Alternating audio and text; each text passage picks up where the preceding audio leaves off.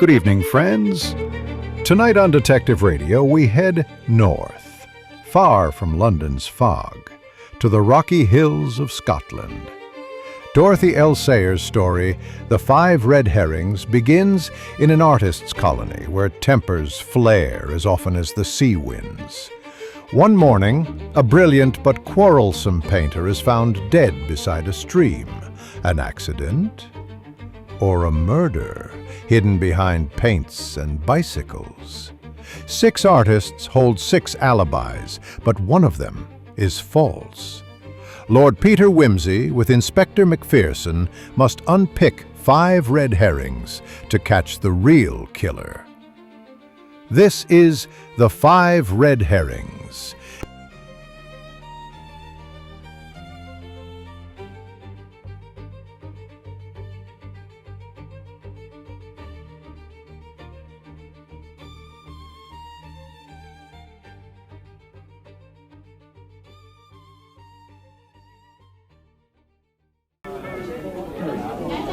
Willie?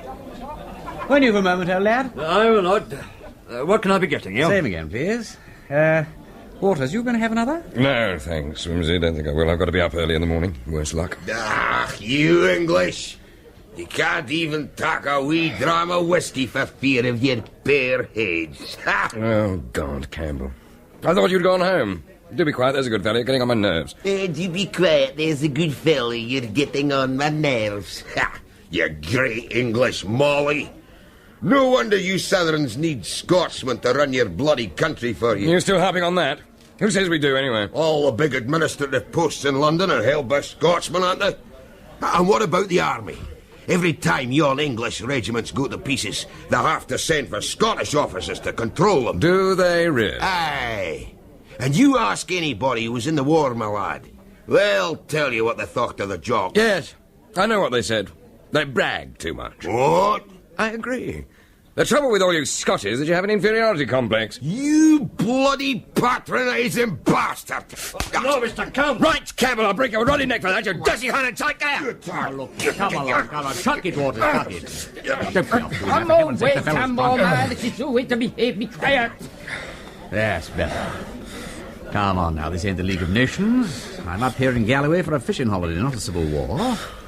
Take on both your houses. Have a bit of sense. He called me a bastard. I'm damned if I'll stand it. He better keep out of my way, that's all. You'll find me if you want me. And I'll say it again. He's a bastard. You'll be thinking better of it in the morning. Come along. I'll give you a lift back to Gatehouse. Yeah, you be damned, McAdam. I've got my own car, and I can drive it. And I don't want to see any of the whole blasted lot of you again. Dear, dear. Quite. Aye, Campbell will be getting into trouble one of these days. I shouldn't wonder. The manners of him are past all bearing. Did you hear what he said to Strachen up at the golf course the other day? Making himself out to be the boss of the whole place. Strachen, as secretary to the club, told him that he saw him on the course again, he'd wring his neck. Aye, I was here on that too. Aye. And I would not blame Strachen either. Yes, Campbell only lived 2 seasons in Gatehouse, and he's setting the whole of Galloway by the ears.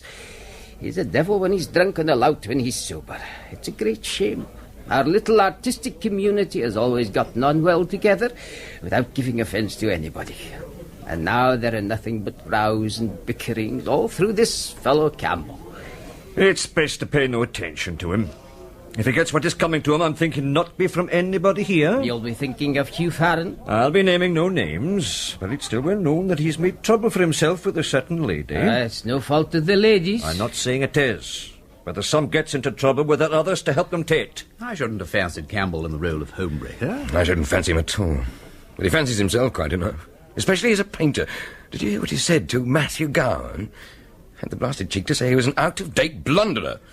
You say that's high treason, ain't it? I should think so. Gowan's a real painter. My God, it makes me hot to think of it. He actually said it in the Arts Club in Edinburgh, too, before a whole lot of people, friends of Gowan's. Really? What did Gowan say? He gave as good as he got. He told Campbell that the only artistic things about him were his plaid cloak and big hat. They're not on speaking terms now. Is there a single person in the Stewartry Campbell hasn't had crosswords with? He's even fallen out with his next-door neighbour, Ferguson, I'm told, after backing his car into Ferguson's wall. And wasn't there some talk of a row about fishing? No, aye. Him and Jock Graeme is just the daggers drawn about it. Particularly after Campbell had tried to duck him in the fleet. Did he, Bridger? Aye, but he got well ducked himself for his pains. Well, Strachen, Faren, Gowan, Ferguson, Graeme, and now you, Waters. Campbell's certainly doing his best to make himself unpopular. However, it's best to be patient and take no notice, I suppose. Come on, Waters, it's getting late. We better make tracks.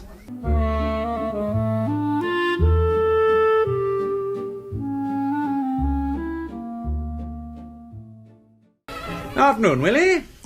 I'll have a pint of that excellent heavy of yours, if I may. I'm a lad. Did you hear about Mr. Campbell? Aye, what further trouble has he managed to get into since last night? He's dead. Dead? Aye. McCallum's just brought the news in from Gatehouse of Fleet. They found the body at 2 o'clock up in the hills by Newton Stewart. Good heavens. What did he die of? Just tumbled into the burn and drowned himself, for what they say. Good gracious me. Yeah, an accident, I suppose. Thank you. He was seen painting there shortly after 10 this morning on the wee bit high ground by the brig. And Major Dougal gaed back 2 o'clock and spied the body lying in the burn. I think I'll just toddle over there in the car and have a look at him. Corpses are rather in my line, you know. Where is the place exactly? About 2 miles this side of Begrenan. There's a wee brig over the burn. It's away to your left of in that. Ah, thank you. Yes, I think I know the place. What's the burn called? The Minnock. Ah, yes, of course. Well, I'll be off then. I don't want to miss all the fun, do I? No doubt the police are up there already. Aye. Sergeant DL of Newton Stewart. Ah, splendid. I like DL. Well, I'll see you later, old lad. You know, I don't mind betting this is the most popular thing that Campbell ever did. Nothing in life became him like the leaving of it, eh, what?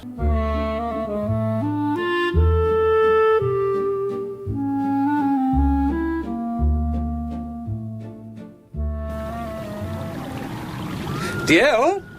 Ah, there you are. Aye, my lord. I doubted you'd be here before very long. We've just brought the body up from the burn if you want to take a peek. Oh, I'd like that very much. You'll know Dr. Cameron, maybe? No. Good afternoon, Doctor. Good afternoon, my lord. And how is the corpse? Well, I've examined him. He's been dead for several hours, I would say. The rigor, you see, is well developed. Was he drowned? I cannot be certain about that. But my opinion, mind you, it is only my opinion, is that he was not. The bones of the temple are fractured, and I would be inclined to say he got his death in falling or in striking the stones in the burn. Yes, he's got knocked about a bit. And I don't wonder, going down that bank full tilt. I suppose he must have stepped back to admire his painting and gave one step too far. Aye, it's a dangerous place. Well now, Doctor, I'm thinking we should be getting the body into the car. Righty-ho. Now I'll take a look at this painting here. Unless I can help you with the lifting, Sergeant. No. Thank you for the offer, my lord, but Constable Ross and I can manage by ourselves. Splendid. Ross, over here, lad. Now then, let's have a look.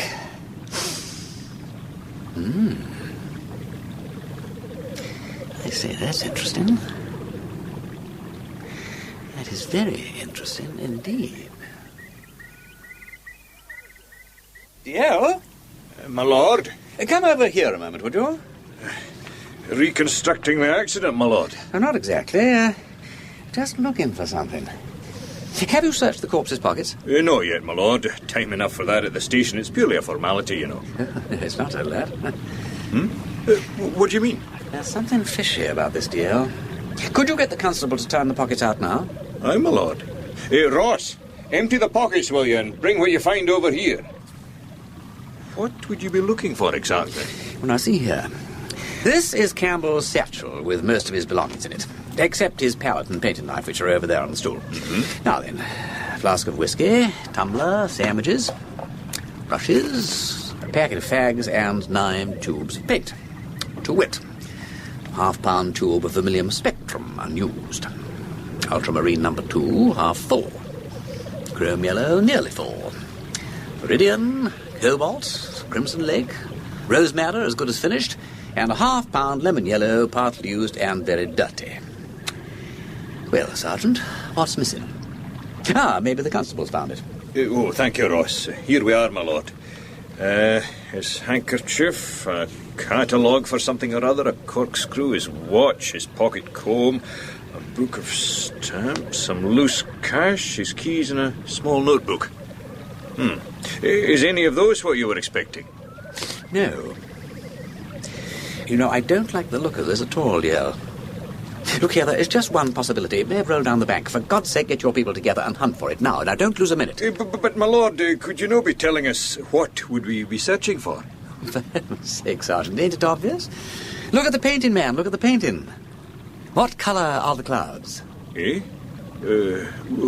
White, my lord. Exactly. So where is the white paint? Who took the flake white? Well, any luck, Sergeant? We've searched high and low, my lord, but we can't find it. Well, in that case, you had better go to the coroner.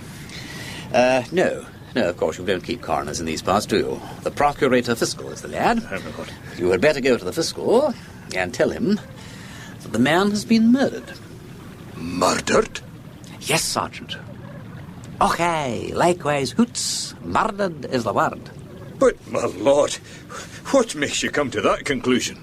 The rigidity of the corpse, the fact that you can't find the flake white, certain smears of tar, which I've just discovered on the back cushions of Campbell's car, and last but not least, the character of the deceased himself.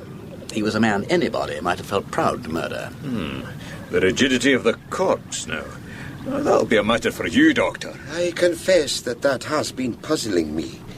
If the man had not been seen alive just after 10 o'clock this morning, I would have said he would have been near a 12 hours dead. So should I.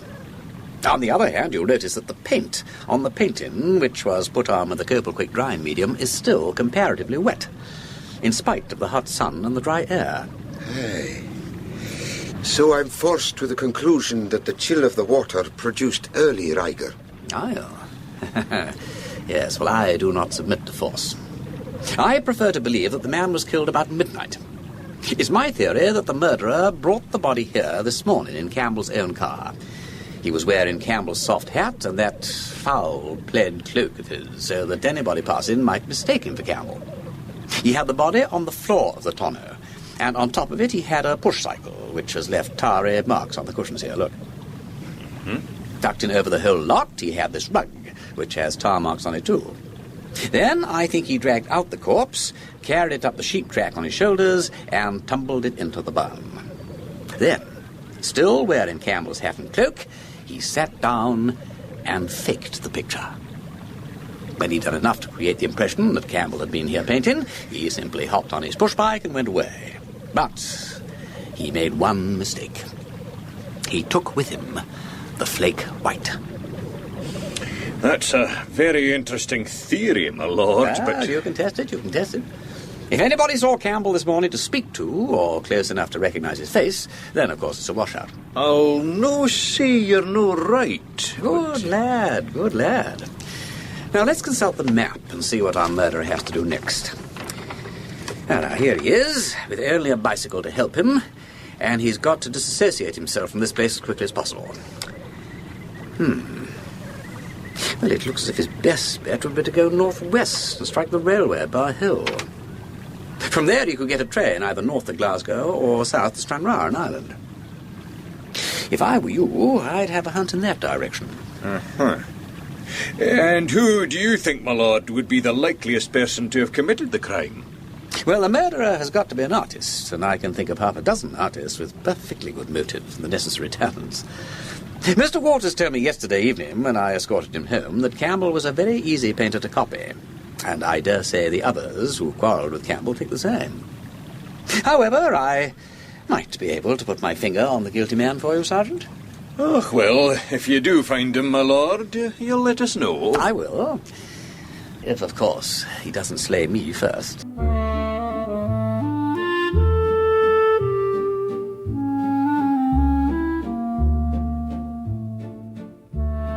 Hello, Bunter. What's for dinner? I'm feeling uncommonly ready for it. Do you know, Bunter, there is a beautiful corpse up at Creetown? Yes, my lord. I was informed about the discovery of Mr. Campbell's body and apprehended that your lordship would be engaged in investigation. Not being certain of the exact hour of your lordship's return, however, I thought it wiser to prepare a dish of stewed beef with thick gravy and vegetables, which could, in case of necessity, be kept hot without deterioration. Excellent. Thank you, my lord. I understand from the butcher that the portion of the animal which I have been accustomed to call shin of beef is termed in these parts the hoch. I believe you're right, Bunter. I did not take the man's word for it. I inspected the carcass and ascertained that the correct cut was removed from it. You are always so thorough. I do my best, my lord. Would your lordship desire me to refer to the comestible as hoch during our residence in this country? It would be a graceful concession to national feeling, Bunter, if you can bring yourself to do it. Very good, my lord. And now let me tell you about my investigation so far. As your lordship pleases.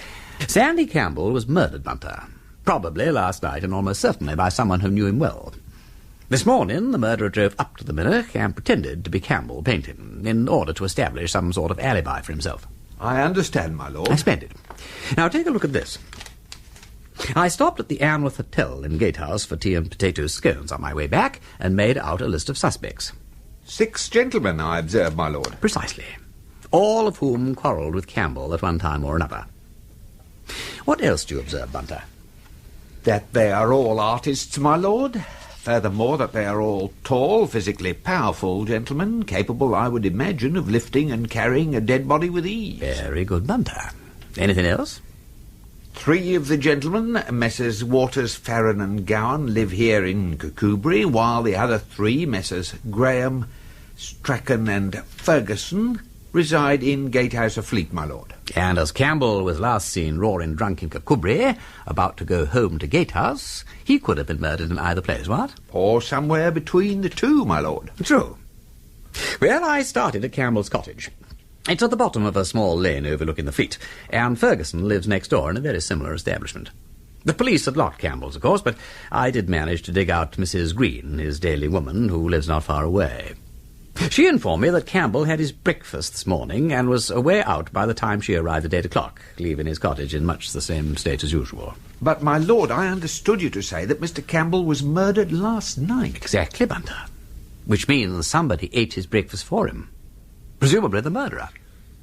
Now, Campbell's and Ferguson's cottages share a common entrance yard, so that everything that's done in one can be overlooked from the other. Therefore, if anything unusual did happen in Campbell's cottage, either last night or this morning, Ferguson could scarcely have failed to see something of it. On the other hand, if Ferguson saw nothing, probably nobody did, because there are no other close neighbours. Did you talk to Mr. Ferguson, my lord? No. He's disappeared. My lord! Unfortunately. He can, however, be accounted for. He went to Glasgow on the 9/8 this morning, having bought a first-class return valid for 3 months. Apparently he travelled the 6 miles up to Gatehouse Station by bus, and told the booking clerk he'd left his car at home because the magneto had broken down. I think he was probably telling the truth, too, because when I examined his car in his garage, there was no magneto there, indicating that he'd probably taken it to Glasgow for repairs. It should be possible to confirm the gentleman's visit to the motoring shop or showroom in question, my lord? Yes. Well, that's a routine job for DL and his myrmidons. But Ferguson does seem to be in the clear so far, which is more than I can say for Strachen. Mr. Strachen, my lord. Does he not live up near the golf course? Indeed. So I called in to see if I could fix up a foursome. Mrs. Strachen was in the sitting room, instructing her daughter Myra in the art of plain knitting. A foursome, Lord Peter? Well, I don't quite know. I don't think Harry is likely to be playing for a day or two. He's had rather a tiresome... Oh, well, I really don't know. Myra, dear, run and tell Daddy Lord Peter Wimsey is here and wants to talk to him. You know, I never like to make any sort of arrangements for Harry.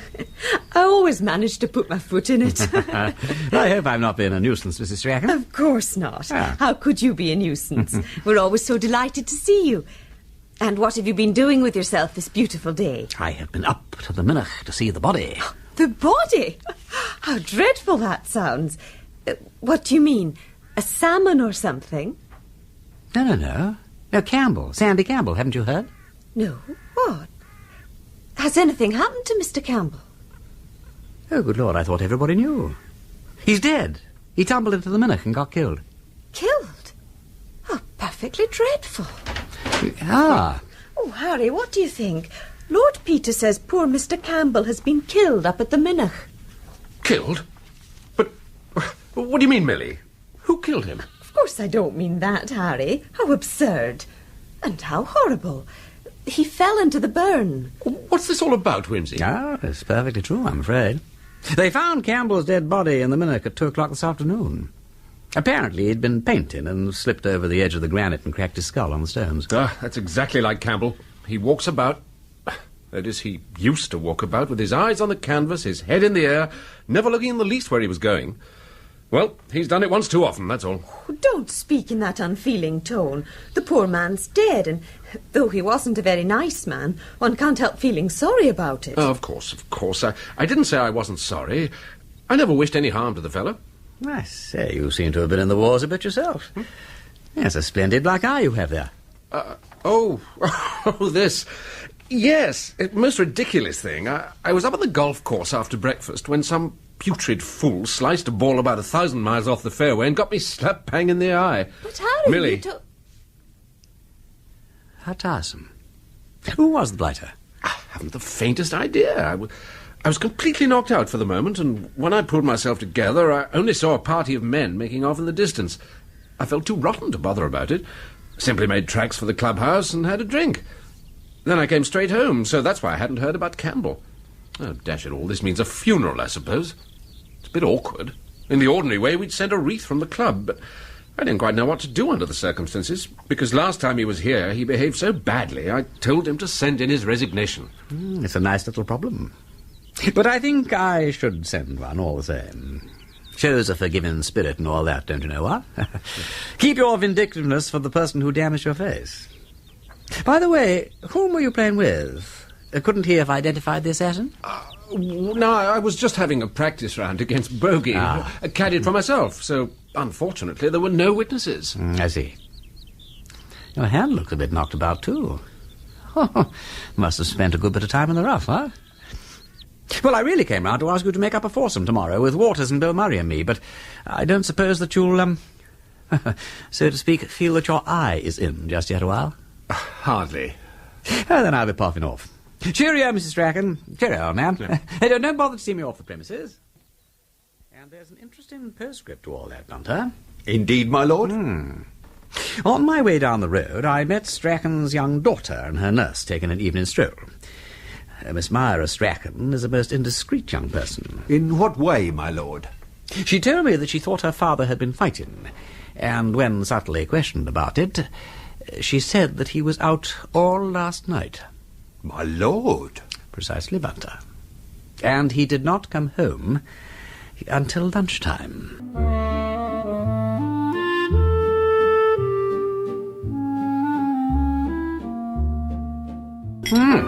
Yeah, that was delicious, Bunter. Thank you, my lord. Oh, hello, visitors. No, don't you bother, I'll see who it is. Good evening, my lord. Ah, Dio, just the man. Come in. Yeah, sit you down, tell me all. Bunter, would you give the sergeant a whiskey? Certainly, my lord. Thank you. Well, I've been making inquiries along the railway in accordance with your theory, my lord. But first of all, I'd have you ken that young Jock from Borgen saw Campbell painting aboon the Minnoch as late as 5 minutes past 11 this morning. When you say he saw Campbell, do you mean that he knew it was Campbell, or that he only thought it was? No, he doesn't ken Campbell, but he saw a man in a big black hat and a plaid cloak like Campbell was wearing, and he thinks there was a big plaid or rug ligging by the side of him. Then it must have been the murderer. Aye, so it may. But it's the time of day I'd draw your attention to. Now, you'll admit that murderer or no murderer, he could not have left yon place till past 11 as a result. Yeah, that seems clear enough. And now we come to the investigations concerning the railway. As your lordship pointed out, from Bar Hill our man could have caught a train either to Stranraer or to Glasgow. Well, so far, nothing of consequence has turned up in the Stranraer direction. And Glasgow? Well, if your lordship would take a wee look at the timetable. A train at 12:35. Well, that would be just right, wouldn't it? Aye, that's what I thought myself. That would give him an hour and a half for the bicycle journey.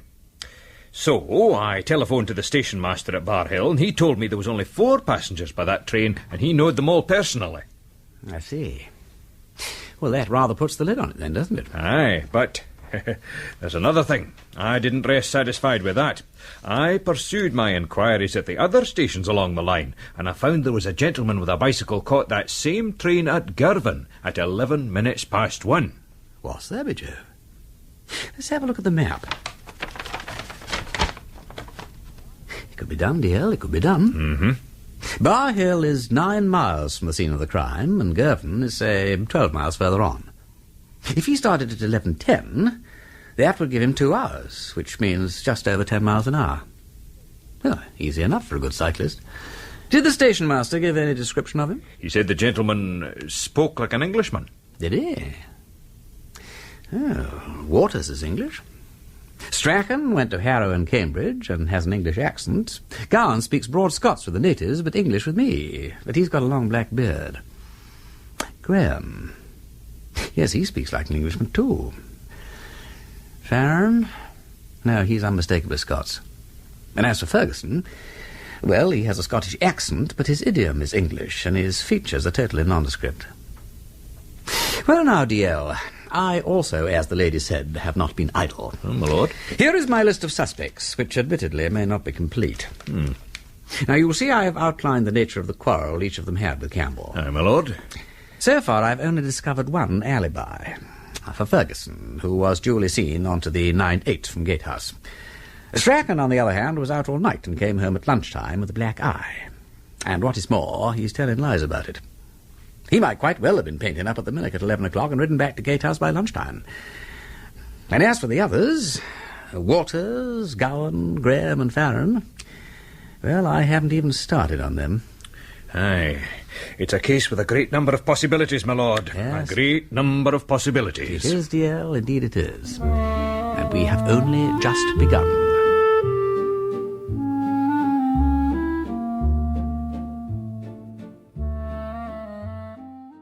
Bunter? My lord? I'm worried about Mr. Waters. He was in a dangerous mood when I left him last night.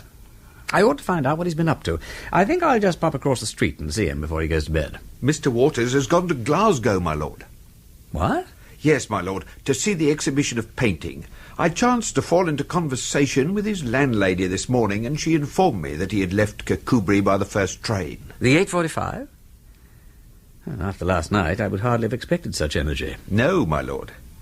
Well, I hope there's nothing sinister about all this early activity. I think not, my lord. According to his landlady, Mr. Waters travelled to Glasgow in the company of Miss Selby and Miss Cochrane from across the close. Oh, that's a relief. He could hardly have gotten to mischief chaperoned by those ladies.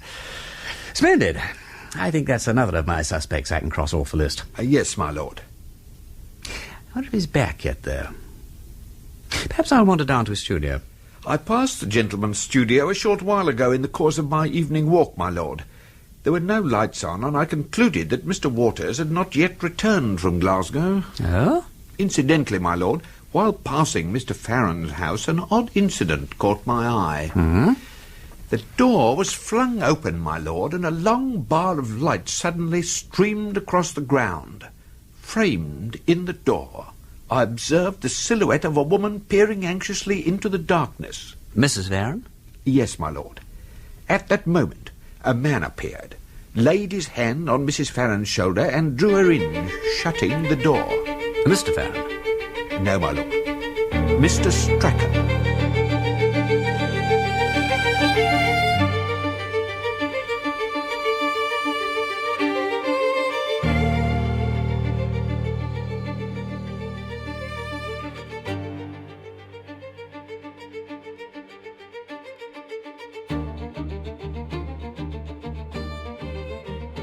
Episode 2. The body of Sandy Campbell has been found in a remote burn in the hills north of Newton Stewart in Galloway, and Lord Peter Wimsey is convinced he was murdered the night before by one of 6 artists with whom he'd recently quarrelled. The next morning, Wimsey calls on Sir Maxwell Jimmerson, the Chief Constable, to discuss his investigations. Tell me, Wimsey, are you absolutely convinced there is a murder here to be investigated? I am afraid I am, Chief, yes.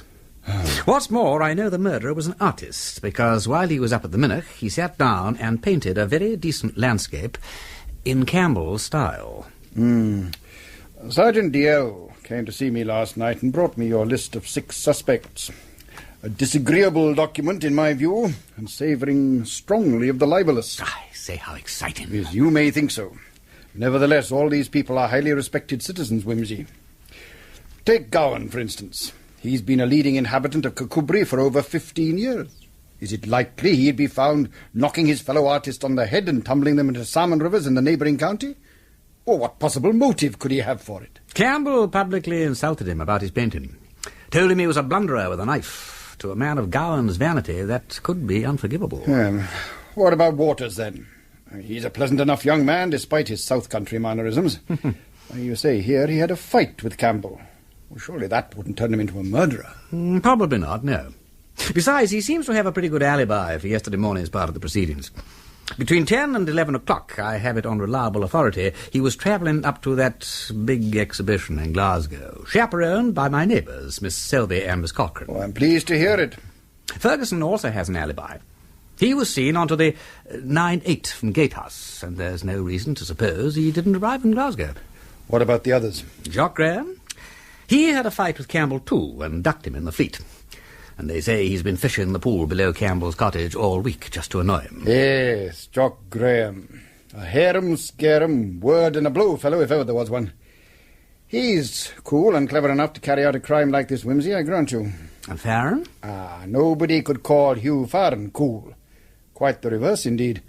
He is hot-blooded enough to murder Campbell in a fit of rage. And Campbell was rather devoted to Mrs. Faren, what?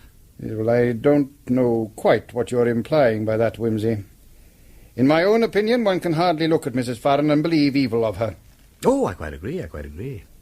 Nevertheless, Faren was beastly jealous. Granted, he was. And there's no doubt where women are concerned, you never know. Quite. Incidentally, I think Faren has left home. What on earth makes you say that? My man Bunter walked past Faren's cottage by the old mill last night and saw Mrs. Faren in the doorway, peering out anxiously. Bunter considers she showed signs of distress, and Henry Strachen was by her side. Strachen? Well, you're not suggesting... Oh, no, of course not. But he is my 6th, and so far, most suspect. He was out all Monday night and came back at lunchtime yesterday with a black eye. In addition, he lied to me about it. I don't know what he's been up to, or what, if anything, is going on between him and Mrs. Faren. But I intend to find out. Oh, excuse me. Jameson? Is it you, Sir Maxwell? Yes? Sergeant DL here from Newton Stewart. Good morning, Sergeant. It's DL, Wimsey. You'd better listen in on the extension. Well, Sergeant, do you have the doctor's report? Aye, and it supports the theory of murder right enough. The doctor says Campbell would have been dead at least 6 hours when he examined the body, and more likely 12 or 13. That'll put the time of the murder in the late night or the early morning, at any rate between midnight and 9 o'clock.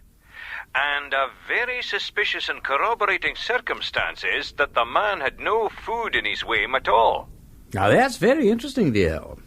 I talked to Mrs. Green, Campbell's daily woman, and she told me that when she arrived at his cottage yesterday morning, there were remains of bacon and egg on the table, and a used teapot and cup. In other words, the murderer sat down and cold-bloodedly ate Campbell's breakfast for him. Aye, my lord. But what on earth for, Wimsey? Well, at a guess, I'd say he didn't have an alibi for midnight, the time of the killing, but thought he could construct one for 11 o'clock in the morning, when Campbell was supposed to be up at the minnock. It looks like that, my lord. Your lordship will be gratified by this support for our theory, eh? It may be gratifying, but I wish very much it hadn't happened. That's so, Sir Maxwell. Still, there's little doubt it has happened, and we must do the best we can by it. I have to pursue inquiries now about yon man with a bicycle who got on the Glasgow train at Girvan. I'll ring you again later, Sir Maxwell. Thank you, dear. Goodbye. Goodbye, sir. Well, I'm afraid to say it looks as if you were right, Wimsey. Yes. I think, Chief, the time has come to talk of many things with Mrs. Faren and Gowan and Waters when he returns. In fact, with all the good people of Kirkcudbright. A little tactful gossip, Sir Maxwell, by a cheerful, friendly, inquisitive bloke like myself may do wonders. There may be something in what you say, but you'll be discreet, mind. There's no need to mention the word murder. Oh, no, none whatever. I'll let them mention it first. Well, toodaloo.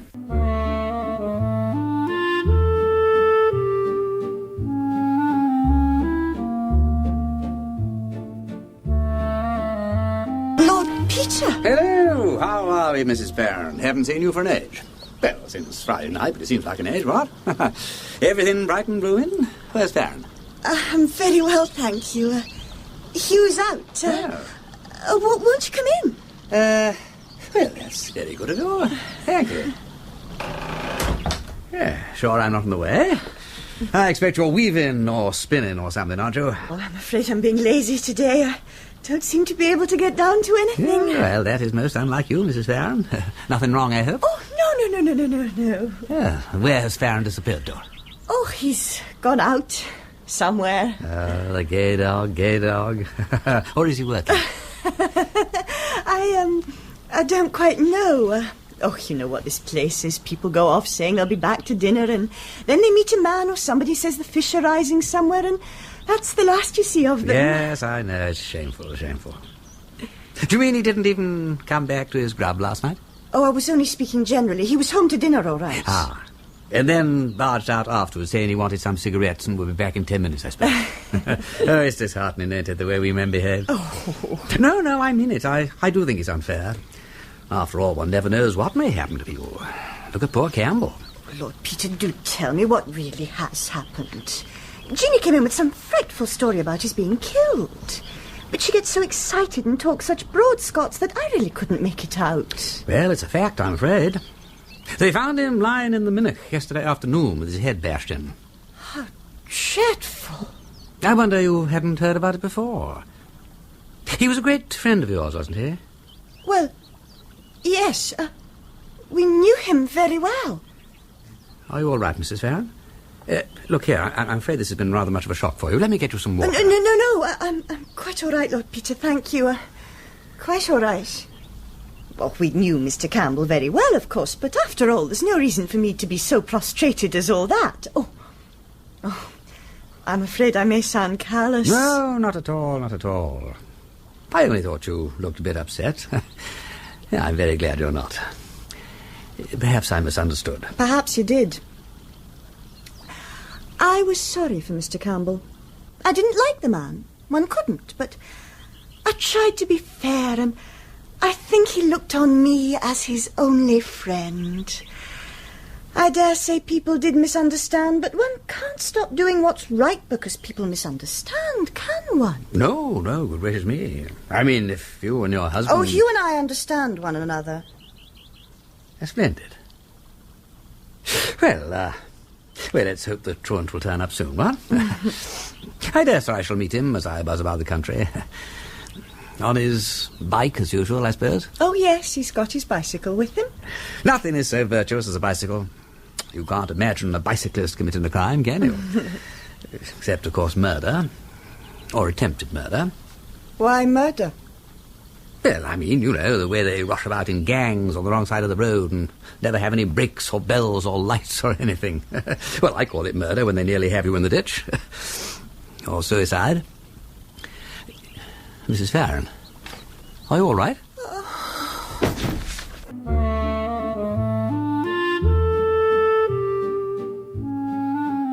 She fainted, Bunter. Fainted clean away.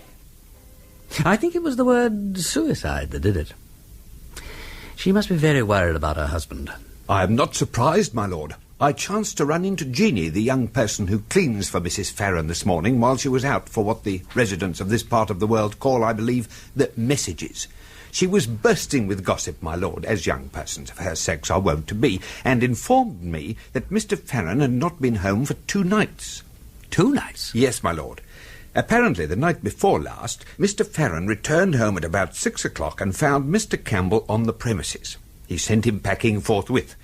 There then followed what Jeannie referred to as a collie-shangy, my lord. A disturbance? An uproar? Yes, my lord. Mm-hmm. I deduced that was the meaning of the word. Mr. Faren walked about the room and waved his hands a great deal, and Mrs. Faren cried. Finally, my lord, after about an hour, Mr. Faren seized his hat, leapt on his bicycle, and rode away. And hasn't been seen since? Exactly, my lord. That is just interesting, Bunter. You appreciate the importance of the bicycle? Yes, my lord. It is your theory that after depositing Mr. Campbell's body in the burn, the murderer bicycled to the railway to catch a train, probably to Glasgow. Incidentally, my lord, in that connection, I paid a visit to the Anwath Hotel in Gatehouse of Fleet at the luncheon hour today. The landlord, Mr. Dignam, was complaining, my lord, that the bicycle belonging to his son Andy had been stolen on Monday night. Stolen? Yes, my lord. Well, now, that might be very important, too. I think I had better pop over to the Anwath. I've got some investigating to do there anyway. Very good, my lord. I have been thinking, you see, Bunter. If my theory is correct about the murderer going into Campbell's cottage and eating his breakfast early yesterday morning, there is one man who could have been a witness to the whole thing. He's staying at the Anwath Hotel, and all night, every night for the last week, he has been fishing the pool just below Campbell's cottage. Would you be alluding to Mr. Graeme, my lord? I would indeed. If anything untoward happened to Campbell on Monday night, Jock Graeme could hardly have failed to notice it. No, my lord. I understand, my lord, that Mr. Graeme was in Creetown on Monday night. Well, Creetown may be en route, but it's still a far cry from there up to the Minnock. Yes, my lord, but there is something else I learned. At 11:30 on Tuesday morning, my lord, Mr. Graeme was observed near Bargrinnen walking down the far side of the Cree as though coming from the scene of the crime. Really? Well, I was intending to clear my wits with a round of golf this afternoon, Bunter, but I think I had better talk to Mr. Graeme at once. I would advocate the golf, my lord. Why? Since he was sighted on Tuesday morning, my lord, Mr. Graeme has disappeared also.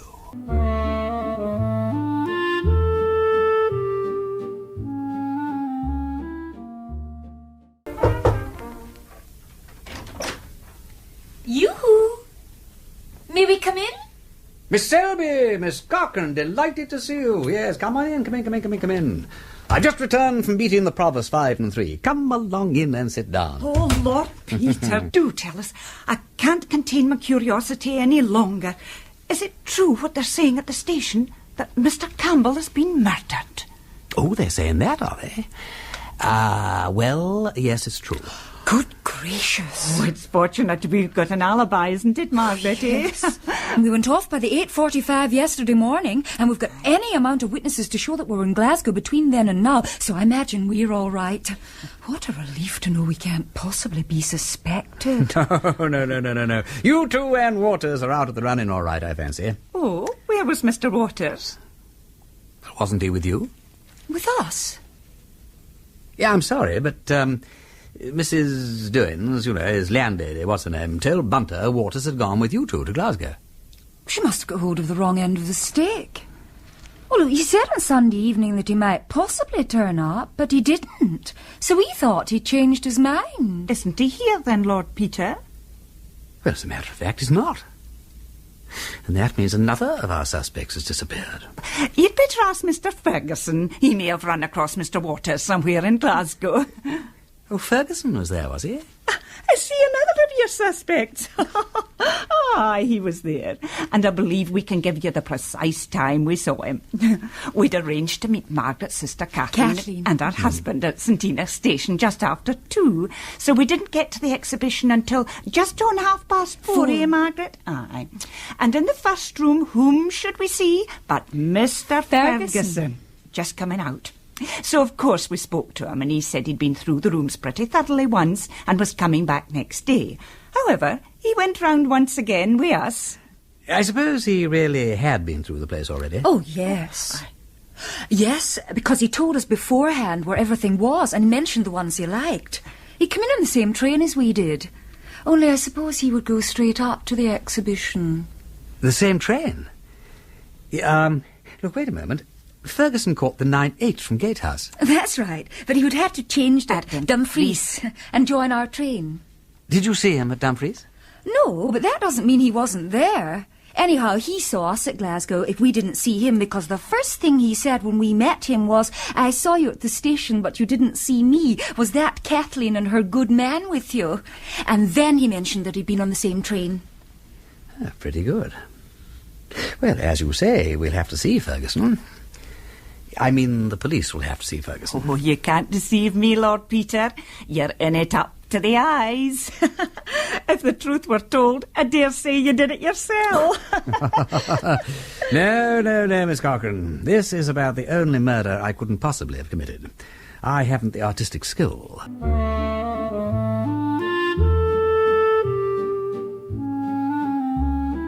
I don't mind telling you, Wimsey, that I'm greatly disturbed about all this business. That one or two of your suspects should have no good alibis is only what one might expect. But that practically all of them should be open to suspicion really bewilders me. Dear me.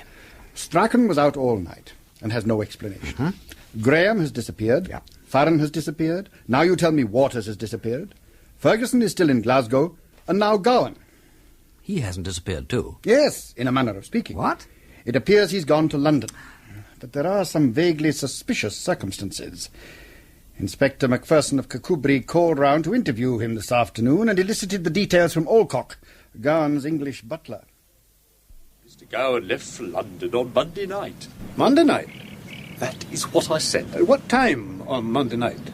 Mr. Gowan took the 8:45 train from Dumfries. 8:45? Well, that'll have to be verified, of course. I think I had best step in for a moment. As you wish. Now then, your name is... Olcock. H-A-L-L... There is no H in the name, officer. Hay is the first letter, and there's only one L. I beg your pardon. Granted. Well, now tell me, Mr. Olcock, just as a pure formality, you understand, what time did Mr. Gowan leave Kirkcudbright on Monday night? It would be shortly after 8. Who drove him? Ammon, the chauffeur. Did Mr. Gowan dine before leaving? No. I understood Mr. Gowan to say that he would be dining on the train. On the train? You say he took the 8:45 from Dumfries? So I was given to understand. But, man, are you not aware that the 8:45 doesn't make any connection with London? It arrives in Carlisle at 9:59, which is very late to get dinner. And after that, there's no train to London till 5 minutes past 12. So, wherefore did he not take his dinner here? I catch the 11:08 at Dumfries. I could not undertake to say. Mr. Gowan did not inform me. Possibly Mr. Gowan had some business to transact at Carlisle. Ah, maybe so. Well, now, I would like to speak a word with Hammond. Very good. Excuse me one moment. Betty? Yes, Mr. Olcock? Could you run out to the garage and inform Hammond that his presence is required by the inspector? Yes, Mr. Olcock. Just a moment. Betty, my lass, come here. Yes, sir. Me, sir? Ah, you. Now tell me, what time did Mr. Gowan leave here on Monday night? About 8 o'clock, sir. Did he dine before he went? Can I just charge my memory, sir? Come, my girl, surely you can remember that. There's nothing to be frightened about. No, Mr. Olcock. No? No. You are quite sure about that? Mr. Gowan did not dine at home on Monday? No. Then run and give Hammond the message. Unless the inspector wants to ask you anything further. Oh, thank you. Goodbye, Betty. Goodbye, sir. A good girl, but slow in the uptake, if you understand me. Mr. Olcock, did Mr. Gowan give any address? The Ballstick Club, Piccadilly. Oh, Hammond, come here. Yes, Mr. Olcock? This is Inspector MacPherson. He's making some routine inquiries and wishes to ask you a few questions. All right. Far away. Mr. Hammond, did you drive Mr. Gowan anywhere on Monday last? That's right. Drove him to Dumfries. What time? 8 o'clock for the 8:45. Did you see him get into the train? Oh, no. He walked into the station and told me to cut along home. What time was that? 8:35. As near as makes no difference. Thank you, Mr. Hammond. This is nothing at all, you understand, but just a simple formality. Oh, that's all right. Finney? What's that? I says Finney, meaning is that okay, complete? Have you done? Oh, there's no more wanting from you at the moment. Well, cheerio then. Thank you very much, Mr. Olcock. Don't mention it. Good evening, Inspector. And McPherson is in no doubt, Wimsey, that the girl had been instructed in her answers. Every time she said anything, she glanced nervously at Olcock for approval. Very interesting. Now, why should Gowan suddenly want to spend over 2 hours in Carlisle waiting for a train to London? You think he could have hired a car and driven home to murder Campbell? No, I don't know. But the first thing for Inspector MacPherson to do is to make inquiries at Dumfries Station. They won't have forgotten Gowan, not with that big black beard. Ah, is that you, Bunter? Yes, my lord. My lord? Bunter, you look positively excited. What's the matter? I've just been interviewing Mrs. MacLeod, my lord, Mr. Waters' landlady across the close. I was endeavouring to discover why she had informed me that Mr. Waters had gone to Glasgow with Miss Selby and Miss Cochrane. And why had she? Mrs. MacLeod misled me, my lord, though I believe unintentionally. Apparently, Mr. Waters did ask to be called early yesterday morning and did make the remark that he was thinking of accompanying the ladies to Glasgow. Is that all? No, my lord. Further inquiries brought to light a very remarkable circumstance. On Monday night, sometime between 11 and midnight, Mrs. MacLeod heard somebody throwing pebbles at Mr. Waters' bedroom window. Shortly afterwards, Mr. Waters appeared in the street, dressed in a sweater and trousers, and he and the man got into the latter's car and drove off. About 3/4 of an hour later, Mrs. MacLeod heard the door open softly again and footsteps tiptoeing up the stairs into Mr. Waters' bedroom. Nothing more happened after that, my lord, until 8 o'clock on Tuesday morning, when she put Mr. Waters' breakfast in the sitting-room. 20 minutes later it had been eaten and Mr. Waters had gone. But, my lord, he had gone, ostensibly to see an exhibition in Glasgow, in an old sweater, a pair of grey flannel trousers, tennis shoes and an old Burberry. And, my lord, he took his bicycle with him. Good Lord. What do you make of all that, Wimsey? Well, I don't know, Chief. That the man in the street was Campbell, come back to finish out his quarrel with Waters? That they went off together to fight it out? That in the row, Campbell got his head bashed in? That Waters then concealed the body somewhere, and that next morning he put the body and the bicycle in Campbell's car and hurried off to the Minnock to fake the accident? Well, that's all possible, and I will admit that the circumstances seem to fit the crime. Except perhaps for one point. Where is Waters? Eh? If all that is true, Chief, where is Waters? He ought to have been here yesterday, blatantly establishing his entire innocence. What is the good of concocting an elaborate fake like that and then drawing suspicion on yourself by running away? Oh, perhaps he got cold feet when he'd done it. Anyhow, your objection applies to them all, except Strachen and possibly Ferguson. Ah, yeah, that's true, that's true. Well, Chief, I regret to say you will have to send out the hue and cry after Waters. I suppose I shall. And I suppose it'll mean Scotland Yard, though I'd rather we could work it ourselves. McPherson is a good man, and so is DL. Oh, no, that reminds me. Any more news of the man with the bicycle who took the train at Govan? No, except that they've checked the tickets and decided that he went to Ayr all right. The bicycle ticket appears to have been given up too, though we can't trace any ticket collector who remembers anything about it. It would be much easier if we knew what kind of bicycle we were looking for. Well, it wouldn't be a bad idea to get hold of some exact descriptions. Mrs. MacLeod ought to know what Waters' bike looked like, and Mrs. Faren can no doubt tell us about her husband's. Excuse me, my lord. Yes, Bunter. You are not overlooking the Raleigh bicycle that was stolen from Master Andy at the Anwath Hotel? No, Bunter, I'm not. It can be put off no longer. Whether Jock Graeme is there or not, I am going to Gatehouse this evening.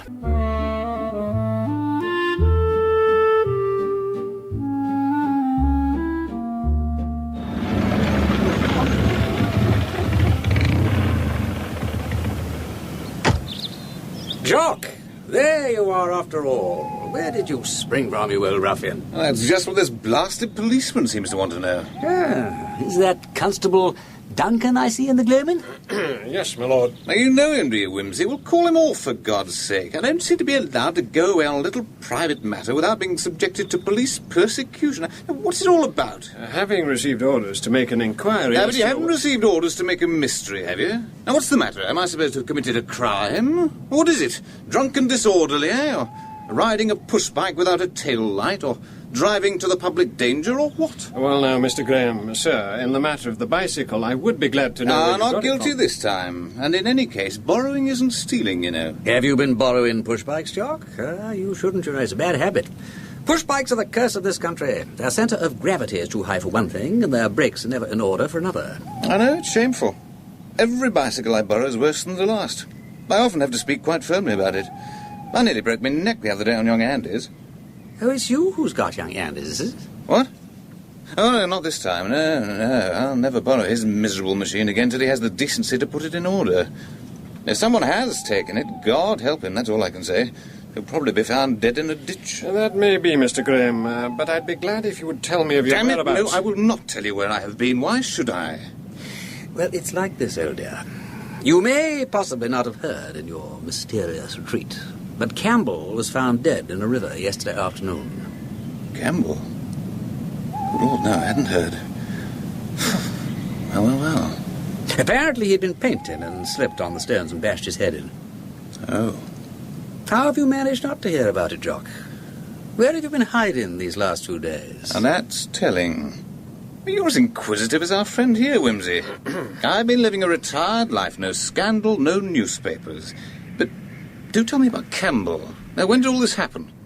They found the body about 2 o'clock yesterday afternoon, and he seems to have been alive and painting at 11:05 in the morning. Well, I didn't lose much time about it, then. Still, it is a fairly well-frequented spot up there at the Minnock. Being the fishing season, at any rate. I don't suppose... Excuse me, sir. How did you ken, might I ask, that the accident took place up at the Minnock? Eh? How did you ken that it was the Minnock?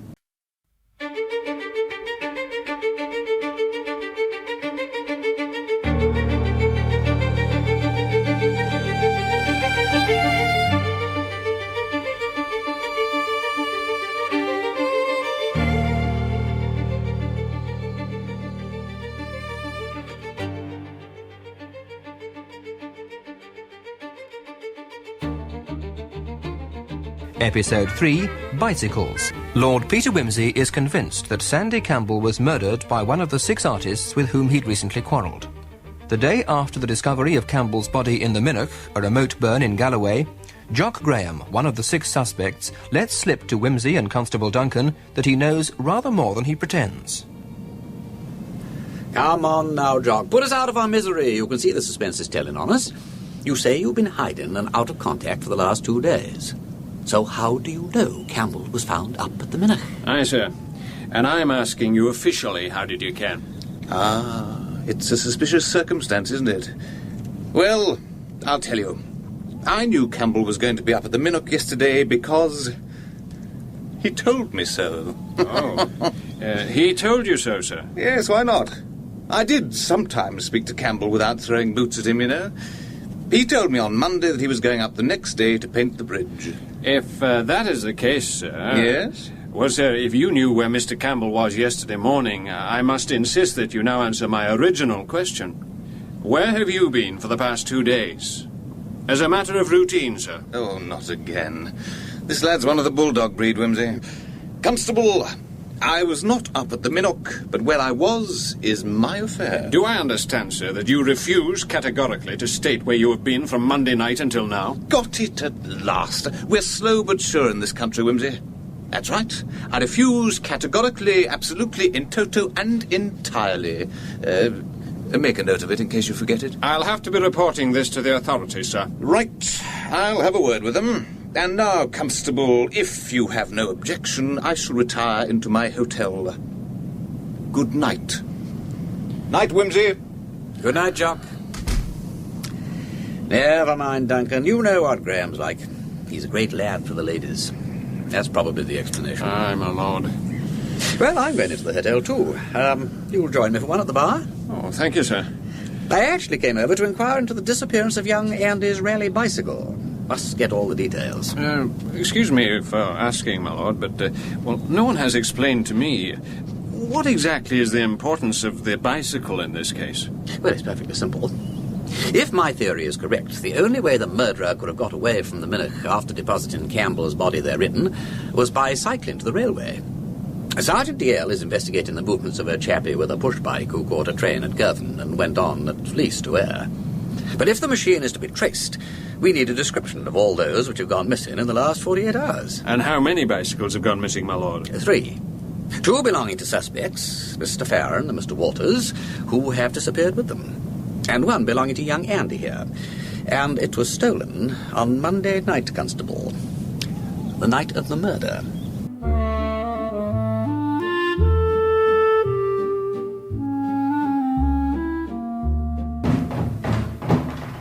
Good morning, Inspector. Good morning, my lord. Oh, Sergeant DL asked me to thank you for the details of the bicycle stolen from the Anne Wolfe Hotel. Did he manage to dig out descriptions of the other 2? Aye, my lord. Mr. Waters' machine is a Humber, very old and rusty, according to his landlady, while Mr. Faren's is clean and well kept. Did he go round to see Mrs. Faren? Aye, my lord. How was she? Oh, fine. When I gave her the news about Campbell yesterday, she was deuced upset. And when I accidentally dropped the word suicide into the conversation, she fainted. Well, I hope she's better now. Oh, I think so, my lord. But I reckon Mrs. Faren is still more than a wee bit worried about yon husband of hers upping and disappearing like that. When DL asked her about the bicycle, she claimed she didn't even know the make. But DL thinks she can find there's some importance to be attached to the machine, but she doesn't care what to say about it. So where did he get the description? From one of the bicycle shops near the toll booth. Here it is. Raleigh, not new but in good condition. Black, new Dunlop tyre, fitted to back wheel a few weeks ago. Bell, brakes, lamps and brackets, all in good order. Yeah, that seems detailed enough. And Constable Ross has just telephoned from Ayr. Excuse me. Oh, what can I do for you? I'd like to have a word with Inspector MacPherson, please. Oh, McFersonen, can I help? Aye. It's about Mr. Faren and poor Mr. Campbell, what was murdered. We're just talking about Faren. Very good. What's your name? Mayor. Jamie Mayor. I have a wee farm just beyond Twinholme. I can it, aye. Well, carry on, Mr. Mayor. What have you got to tell us? Well, it was Monday night, about 9 o'clock. I was having a dram in the Mary Arms in Gatehouse when Mr. Faren came in, looking very wild and queer, and he shouted, "Where's that bastard Campbell?" Begging your pardon, gentlemen. Not at all. Was Campbell there? No, sir. When Mr. Faren saw that, he calmed down a wee bit and had a whisky or 2. I'm thinking from what he said that the quarrel had to do with Mistress Faren, poor lady. I'll not be surprised. Early in the evening, Faren had thrown Campbell out of his house. How long did he stay, Mr. Mayor? About 10 minutes. Then he asked again where Campbell was, so I told him I'd seen him taking the road to Creetown. Creetown? But at 9 o'clock, Campbell was in the McClellan Arms here in Kirkcudbright. I was there too, I know. Aye, sir, I kenned that, for I'd been in there earlier, but Faren was in a dangerous mood, very dangerous. So I thought to send him in the opposite direction. I see. So Faren went off to Creetown? No, sir. When he left on his bicycle, he started back in this direction again. I didn't ken wherefore. I was a wee bit worried, so I began to follow him, that at the War Memorial he suddenly had turned left up the road towards the golf links. I didn't follow him further after that, as I kent he wouldn't find Campbell up there. But that was the last I saw of him. Very interesting, Mr. Mayor. Aye, we'll look into it straight away. Thank you, Mr. Mayor. We'll contact you again if we need you. Thank you, Inspector. Good day to you. Good morning. Now, why should Faren go up towards the links, Inspector? I cannot imagine what... Except... Well, that's where Harry Strachen lives up that road, and Faren and Strachen are particularly friendly. Yes. Now, what are Faren's movements on the evening in question so far? 6 o'clock, he finds Campbell with Mrs. Faren, leaps to the wrong conclusion, and slings Campbell out. From 6 to 7, he argues with his wife. At 7 o'clock, he charges off on his bicycle, and then 2 hours later, he suddenly appears in Gatehouse, still yelling for Campbell's blood. Now, what, I wonder, was he doing between 7 and 9? Oh, goodness sake, my lord. But, to return to the matter of the bicycle, my lord. Well, Constable Ross reported from Ayr just before you arrived. The guard on the train from Stranraer is certain that the bicycle belonging to the traveller had relatively new tyres. So it could well be Faren's. So it could. But it could be the Anworth one, too. What about the traveller? Has Ross tracked him down yet? No, he was last seen going towards the exit at Ayr Station. After that, he vanished. Everybody seems to be doing that, don't they? Vanishing, I mean. Of my 6 suspects, Faren, Waters and Gowan have disappeared in suspicious circumstances. Jock Graeme did the same, but has now returned. Ferguson is still in Glasgow, And only Strachen has been around since the murder. Mr. Ferguson returned also last night, my lord. Oh, did he? What have we got on him? Virtually nothing, my lord. Sergeant DL has been in Glasgow this morning checking all the railway tickets.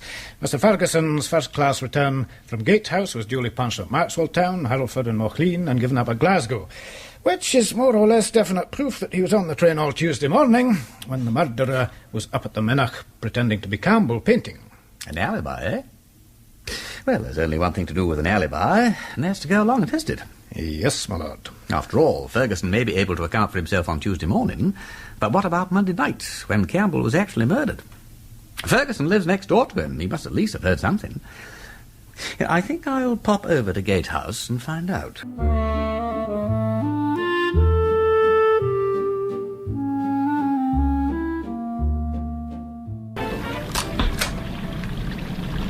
Oh, what is it? Good morning, Mr. Ferguson. I don't know if you remember me. My name's Wimsey. I fancy we met once at Bob Anderson's. Yes, of course, sir. Come in. When I heard you knock, I thought you were going to be a pound of sausages or the man from the greengrocer's. I'm afraid the place is in rather a mess. I've been away for a couple of days, and Mrs. Green seized the opportunity to tidy up, with the result that I've had to spend a couple of hours untidying it again. I never can find anything I want in a tidy studio. And now I've come barging in and interrupting you just as you're settling down to paint, right? Oh, not a bit. It doesn't worry me. I'll just continue if you don't mind. Indeed. Find yourself a seat. Yeah, thank you. Been in Glasgow, haven't you? Yes, ran up to look at the show. Is it a good one? Oh, not bad. Craig's got some fine studies, and that's a good thing of Donaldson's. The usual allowance of duds, of course. I really went to see the Fergusons. And now you've come back to find you've lost your next-door neighbour. Yes, I don't care to think too much about that. Campbell and I were not exactly in the best of terms, but I wish he could have departed some other way. It's all rather queer, ain't it? I suppose you've had the police round, you were asking the usual question. Oh, yes. Apparently it's just as well I had an alibi. Look here, Wimsey. Tell me one thing, and it's no good you pretending you don't know, because you do. Is there any doubt at all that Campbell died the same morning that he was found? Whatever makes you ask that? Well, why can't you give me a straightforward answer? It seems such a damn funny question. I mean... Oh, well, of course. Didn't they tell you about the picture? What picture? Yeah, the picture that Campbell had been painting. The paint was still wet on it when they found him, do you see? So he must have been alive on Tuesday morning, or he couldn't have painted it, could he? Besides, he was seen up at the Minnoch as late as 11 o'clock. You can't mistake that great cloak and hat of his, can you? No. Well, they didn't tell me that. Well, that settles it, of course. Could you pass me that paint rag? What made you ask? Thank you. Well, the police have been asking questions. Not just about Tuesday, but about Monday night too. And I had to admit that I was here, and then they became damnably inquisitive. Did they? Well, I'm blessed. That was why I wanted to know. It's extremely unpleasant if there's any doubt about Campbell having been alive on the Tuesday morning. Yes, I see your point. Well, as far as I know, anybody who has a complete alibi for Tuesday morning is perfectly safe. Oh, I'm glad of that. In that case... Well, the fact is, Wimsey, there are one or two things I didn't tell those police fellows. Perhaps I'd better spill the beans to you, and then you can say whether I ought to mention it. I'm not particularly anxious to make trouble for anyone, but on the other hand, I don't want to be an accessory or anything. If my opinion's worth anything, I'd say cough it up. After all, if anybody did do the poor devil in, it's rather up to one to get it detected and so on, what? Yes, if I only knew why they wanted to know about Monday night. Well, they wanted to find the last person who saw the man alive. It's always done. It's part of the regular show. Ah. Well, what is it you didn't let on about? One or two things. I heard Campbell come in a little after 10. I told him that. But then, just after midnight, somebody else knocked at his door and went in. I didn't know who it was, and I didn't bother to get up and look. And where did this person go? Oh, I've no idea how long he or she stayed. She? Well, it could have been. Now, what have I done with that tube of cobalt? Yes, it could have been a she. There were women in Campbell's life, I'm sure.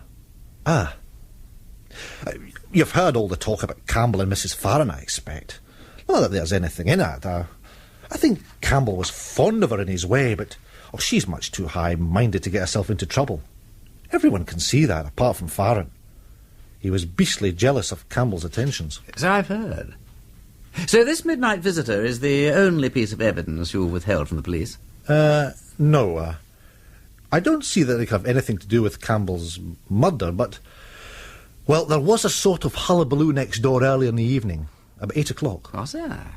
What sort of hullabaloo? Well, a fellow came round banging on Campbell's door and using language. Campbell was out, rather fortunately, because I gathered there was a perfectly good shindy brewing. What happened? Well, I stuck my head out and told this fellow not to make such a filthy row.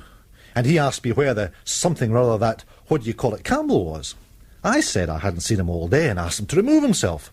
So then he started on some rigmarole about all the nasty things he would do to Campbell, both inside and out, if once he laid hands on him. Well, it was obvious he didn't really mean it, so I didn't pay much attention. Eventually, I told him to forget about it, and he told me to go and do this and that to myself, and by that time I get fed up. So I retorted that he could go away and hang himself, and he said that was exactly what he was going to do, only he must slay Campbell first. Who was this fellow? Well, I suppose I shall have to tell you. As a matter of fact, well, I'm afraid it was Faren.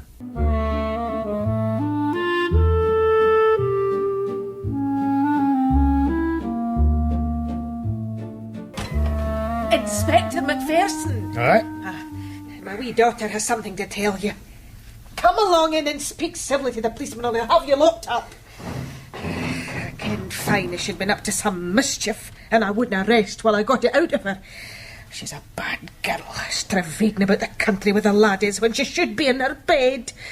But they'll no listen to their mothers these days. You can't do anything with them. That's true enough. Now, could I be having your name? Mrs. McGregor, I am, And we have our cottage between Gatehouse and Kirkcudbright. You ken the place nearby Auchenhay. Me and my man was away to Kirkcudbright last Monday night, and Helen was alone at home. And no sooner were we away than she's away out, leaving the door open behind her as light as not for anybody to come in. George, just a moment. This wee lassie will be Helen, I'm thinking. Yes, sir, that's Helen. I thought it best to bring her, seeing as this poor Mr. Campbell's been put out of the way, so the postman says. And I says to George, if Mr. Campbell was fighting on the road on Monday night, then the police ought to know about it. And George says... Mistress McGregor... Now, if your wee Helen can tell us something about Mr. Campbell, we'd like fine to hear it. Right. But we'll just let the lassie tell us her own tale from the beginning. Come along, Helen. Don't be frightened now. Speak up. Aye, sir. We was playing in the field, sir. Me and the boys from the farm. Which field, Helen? The one near the main road, sir. Where there's a big bend, you ken, and the big walls. You'll be meaning the S-bend about halfway between Gatehouse and Kirkcudbright. Aye, sir. The boys was away on the other side of the field, but I had to go home as it was 10:15, sir. How did you know that? Alistair, he's got a new watch from his grandpa, sir. He told me. 10:15? Very good. So what happened, Helen? I walked to the road and I saw a man in a car which had stopped, sir. Then I heard another car coming from Gatehouse, and suddenly the man drove his car into the middle of the road and the other car had to stop. It nearly crashed. And then the man spoke, and then the other man said, Campbell, of course, it would be Campbell, sir. So Mr. Campbell was the first man you saw, the one who drove into the middle of the road? Aye, sir. Then they both got out of their cars, sir, and started fighting. I couldn't see, sir, because they were behind the cars, and I was scared. Tell the policeman about the spanner. Oh, aye. Well, while they was fighting, sir, suddenly a big spanner flew in the air, and it almost hit me, sir. Did you touch it? Oh, no, sir. I was scared. And then I looked up, sir, after a wee bit, sir, and one of the men was getting up and carrying the other one on his shoulders. I think he was dead, sir, because he just hung there. Aye. And what did this man do with the body? He put it in the car, sir. Which car, lassie? The one you'd seen first, Mr. Campbell's? Or the one which had driven up from the direction of Gatehouse? The second one, sir. And then he drove off, sir, back towards Gatehouse. And then, about 2 minutes later, I heard footsteps, sir, and I thought it was the man coming back, and I was very scared, so I ran home, sir, all the way, sir. And that is all? No, sir. Just when I got home at 5 minutes past 10, sir, because I looked at the clock in the kitchen in case I was late, a car came past very fast towards Kirkcudbright, sir. But I didn't see it, sir. I just jumped into bed and pulled the clothes over my head. I was so scared, sir.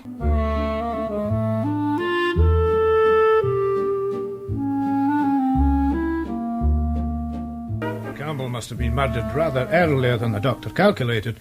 In fact, about 9:45. I still don't quite understand this car business, McPherson. You say the murderer put the body into his own car and drove off back towards Gatehouse, returning on foot.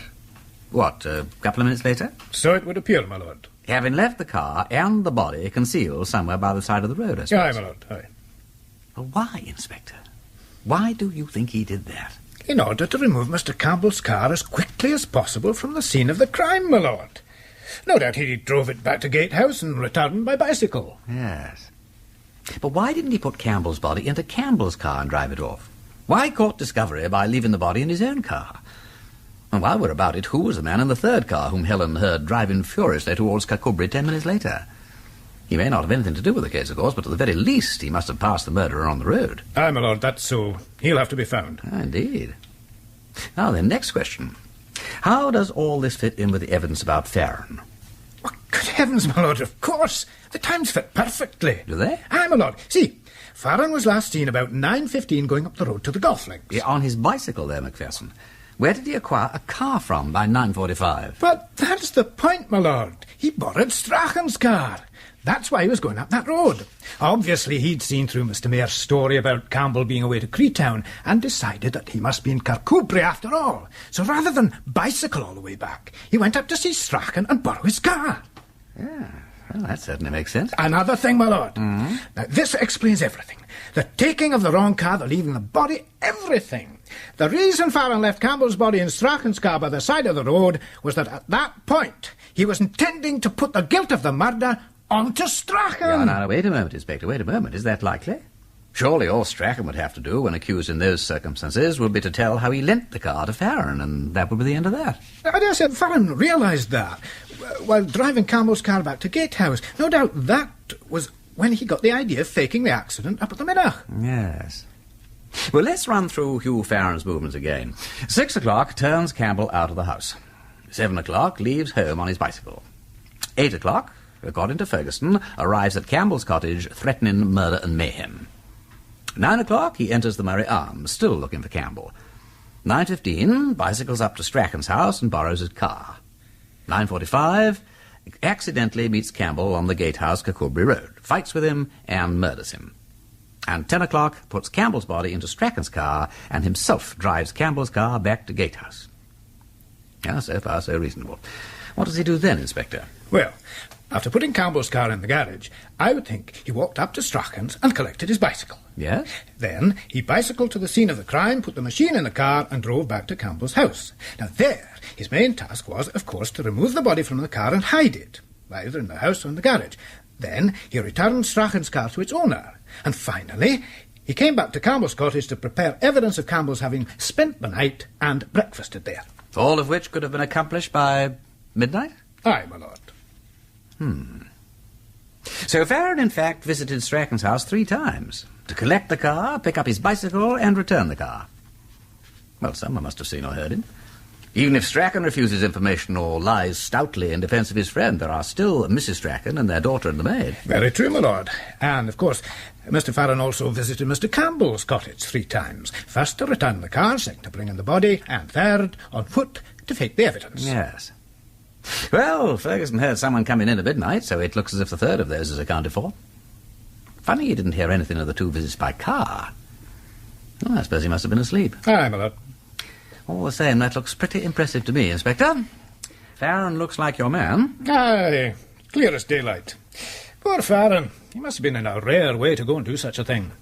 It's a pity we lost so much time. It's 100 to 1 he's out of the country by now. Out of the country? or out of the world. What? Well, that's what he said to Ferguson. That he was going to kill Campbell and then do away with himself. Aye. He often says it and doesn't do it. But whiles they do it all the same. Yes. Now, I'm thinking we'll not be far wrong if we send a search party up into those hills behind Creetown, my lord. You'll mind the sad affair there was a year or two ago with a poor woman who threw herself down one of the old lead mines. And you ken, my lord, I'm thinking this will be just the very thing that Mr. Faren's fearing, though she doesn't like to say so. No, I absolutely agree. I think she believes her husband's killed himself and daren't say so because she suspects he may have done the murder. And you'd better get your sleuth hounds up there at once, Inspector. Yeah, oh, and another thing. My lord? Yeah, it suddenly occurred to me. There's a piece of hugely important evidence lying to hand, if only we can bother to go and collect it. What would that be, my lord? The murder weapon. The heavy spanner that nearly laid out little Helen. It's almost certainly still by the side of the road. My lord, we must go and pick it up at once. Excuse me. McPherson! Hello, Inspector. It's Ross here again from Ayr. Ross, aye. What have you got for us now? My lord, you'd like to pick up the extension. It's about yon bicycle and the traveller, sir. Something very odd's been going on. What have you found out? Well, the traveller now, he was last seen walking briskly towards the station exit. Aye, sir. Carrying an attaché case. He was then seen disappearing down a small side street in which there's nothing but the back entrances of warehouses and a public convenience. Mm-hmm. 2 minutes later, the bookstall clerk saw a man in a soft felt hat and a Burberry pass by, going towards the booking hall. And you're thinking this is the same man? That he put the Burberry on, perhaps, on the convenience? Aye, sir. Where did he go after that? I dunno ken, sir. There were 6 trains leaving Ayr in the half-hour following, and he could have been on any of them. Well, except the 154 to Glasgow. Why not that one? Because of the bicycle, sir. What bicycle? Well, let me explain. The 154 is the same train as the one the traveller arrived on, the one from Stranraer.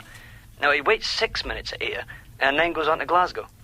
Now then, at 2:20, about half an hour after it had left, a porter noticed a man's bicycle leaning against the wall in the station. The bicycle was labelled for Euston. What happened to it? Oh, well, sir, at 5 o'clock it was still there. And as it was correctly labelled, the porter put it on the Euston train. But the point is, sir, during the 6 minutes the train from Stranraer was in the station, that bicycle couldn't have been labelled, as there was a porter on duty by the case containing labels, and he swears no bicycle passed through his hands. Now, furthermore, even after 154, no porter remembers labelling the bicycle. So you're suggesting that Traveller relabelled it himself after the 154 had departed? So it would seem, sir. Did you obtain a description of the machine? Aye, sir. It was a rally with good tyres. I see. Well, we must telephone Euston and see if it arrived. I've already done that, sir. From Ayr Police Station. It did. And it's in the left luggage office at Euston. Still? Aye, sir. I doubt whether anyone will be collecting it now. No. Well, thank you, Ross. You've done a good job. I think you'd better return here. Very good, sir. Goodbye. Bye, Ross. My lord, did you hear that? A rally with good tyres. Sounds like the Anne with the tail machine to me, Inspector. No. If yours not Faren's bicycle, I'll eat my heart. Inspector, here's a telephone message from Creetown. What is it, Inspector? A bicycle's been found up on the hills by Foul Bay, near the disused lead mines I was telling you about. And it's Hugh Faren's. His name's written on a label on the handlebars. My lord, he really has done away with himself.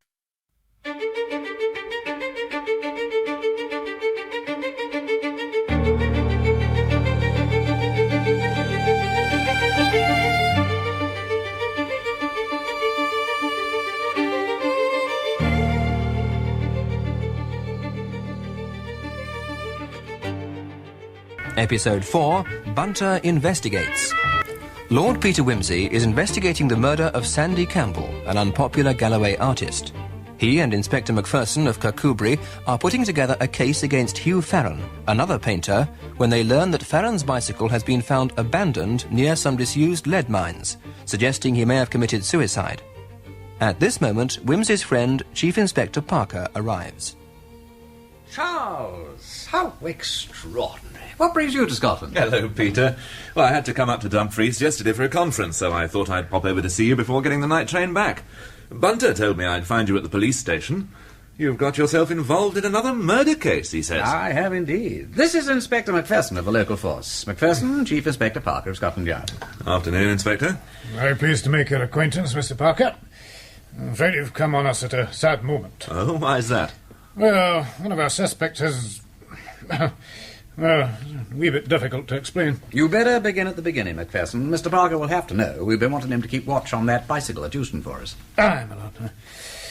Well, Mr. Parker, beginning at the beginning, as his lordship says, at 2 o'clock on Tuesday afternoon, we found the body of one Alexander Campbell upside down in a burn called the Minnoch, over beyond Newton Stewart. It looked as though he'd been painting up a bin and had stepped back to admire his picture, maybe, and had tumbled down the bank and smashed his head on the rocks. However... His lordship soon convinced you that the man had been murdered. How did you guess? That's exactly what happened. And what is more, not that he'd been simply pushed over the edge, you can, but that he'd been murdered the previous night. And how did you know that, Peter? Oh, several things. Not least the rigor mortis. When we saw him, Campbell looked more than 12 hours dead. And that in itself was immediately suspicious, because someone wearing Campbell's rather distinctive hat and cloak had been seen painting above the Minnoch that morning at 10:10. And again at 11:05. Not Campbell. Precisely, Charles.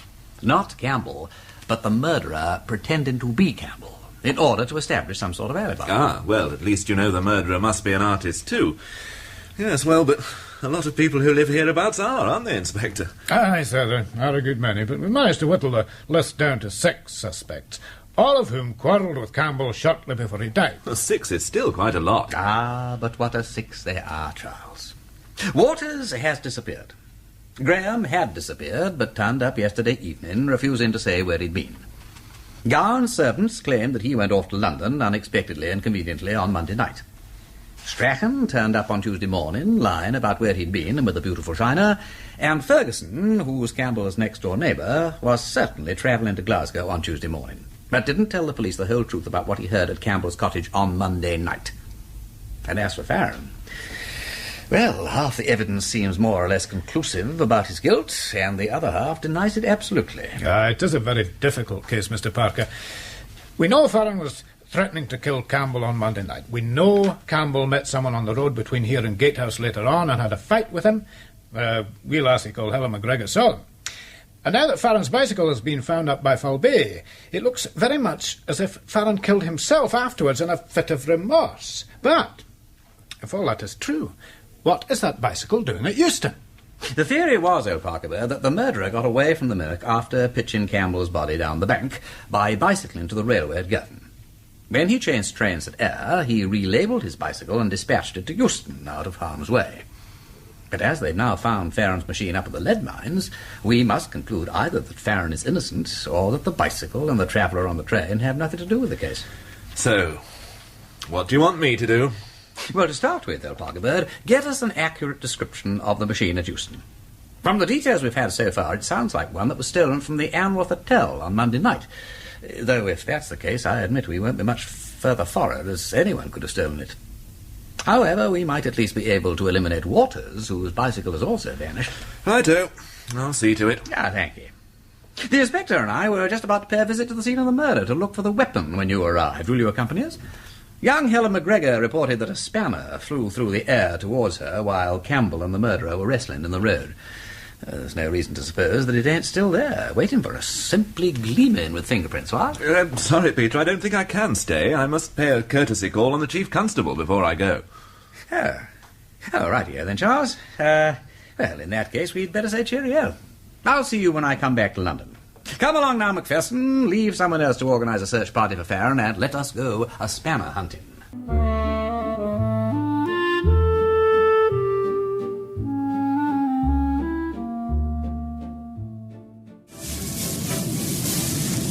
Any luck, my lord? Not so far, Inspector. He must be here somewhere. Keep looking. Hello. What's this? Aha. Inspector? Aye, my lord. Come here. Here you are. A King Dick spanner. Well done, my lord. You've not touched it. Now, what do you take me for? Might be fingerprints, you can. Aye, there might. And if there are, we'll only have to get the prints of Faren and compare them. How will we do that now? Well, razor, palette knife, picture frames, pots, anything in his studio. Studios are never dusted. Well, while you're wrapping that up, Inspector, I'll just be ambling over the road to where the actual riot must have taken place. Though there won't be much trace of it now, I'm afraid. It's not likely with cars and cattle passing up and down. For by this dry grass takes no march, more the pity. But take a look around, my lad. I will. Hello. What's that? What indeed? Did you ever hear, Inspector, of the Kilkenny cats that fought till only their tails were left behind them? Now, here are two gentlemen having a fight, and both of them spirited away, leaving only this, a tuft of hair.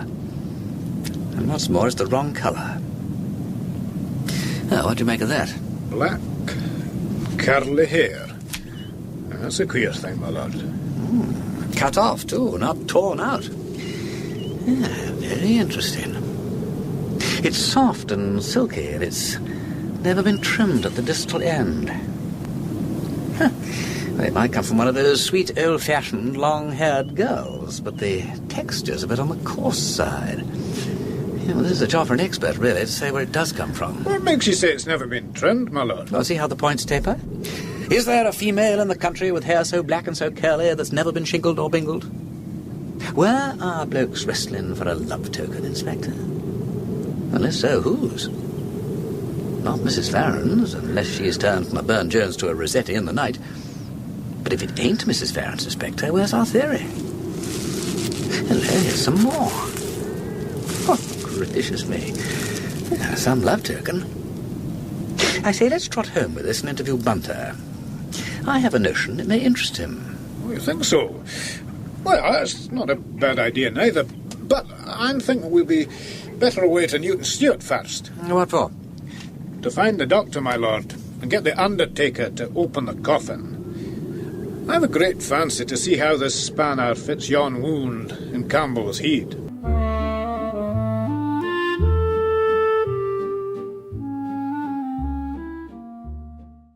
And did it fit, my lord? Yes, Bunter, it did. The doctor thought the contused area on the left cheek was certainly caused by the spanner. And the larger dent on the temple, the one which actually killed him, could well have been too. Unfortunately, the fingerprint evidence was not so satisfactory. In what way did it fail to persuade, my lord? Were you not able to secure an adequate print? Oh, there was no problem about that. We got a beautiful one of the right thumb. Unhappily, though, it derived not from the murderer, but from the victim, which we verified by taking the fingerprints of the corpse. Yeah, confounded nuisance. Indubitably, my lord. Well, never mind, Bunter. We'll win through yet. And now I must get ready to go out. I'm going to give the inspector dinner at the Galloway Arms this evening to compensate him for the disappointment he suffered over the prince. Very good, my lord. If you are to be out, my lord, would you have any objection to my attending the local cinema this evening? No, not a bit, Bunter. Go along, get your hair down. I won't be in until midnight anyway. I promised Bob Anderson I'd drop in tonight. You know what a social vortex his studio is. I thought that if I went along, I might pick up one or two clues from the assembled company. You never know.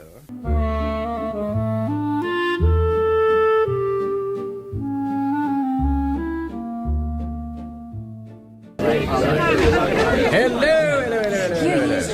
Bob, here's Lord Peter. Lord Peter, excellent. Come away in. Here he is, everyone, the man to tell us all about it. All about what? Want to back for the ledger? The ledger be damned. All about this business of poor Campbell. Tell us, Wimsey.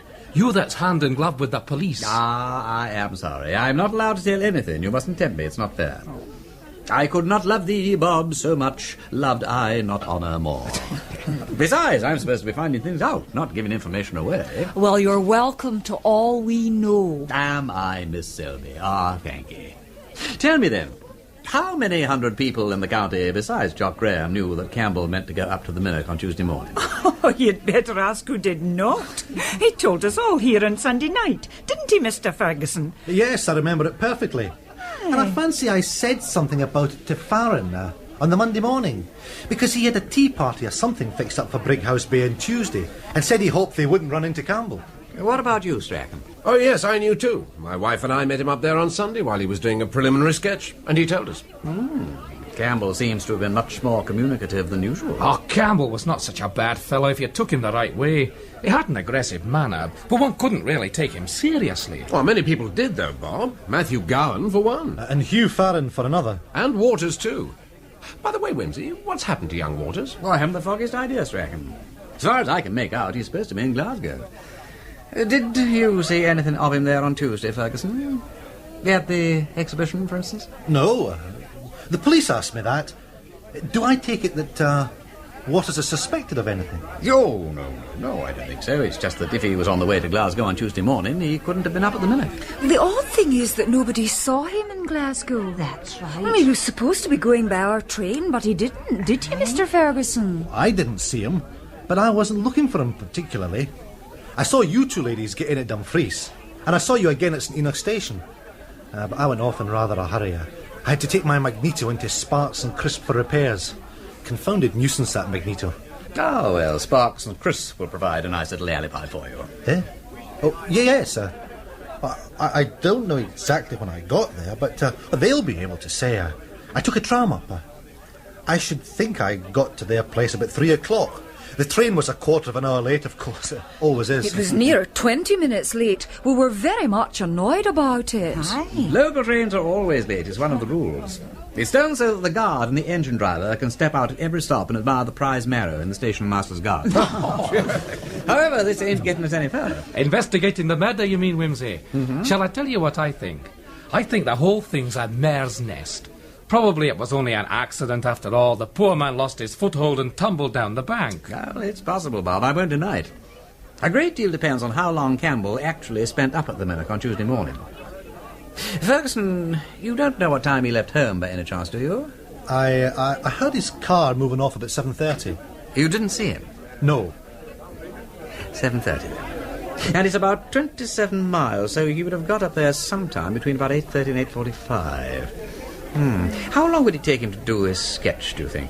Oh, we haven't seen the picture. How can we possibly tell? Look here, I know how we could get a rough idea.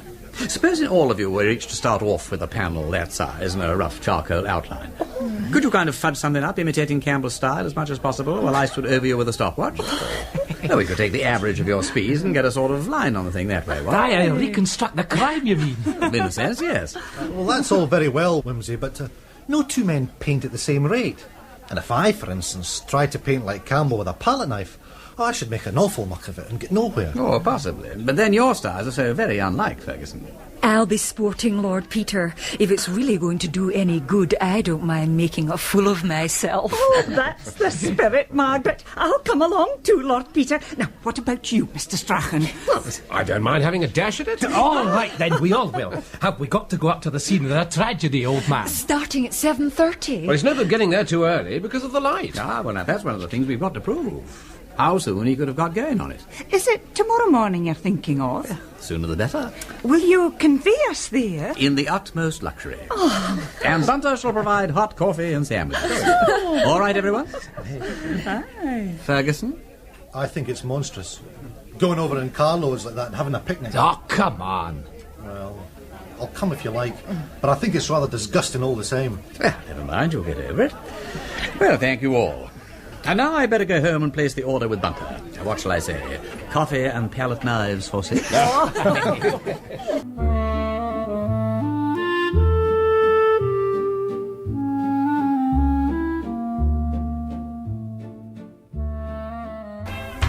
Bunter! My lord? Bunter, something very odd is going on at Mr. Gowan's house. I was on my way back from Bob's when I saw someone engaged in a moonlight fit-in. I was about, my lord, to make a similar communication to your lordship.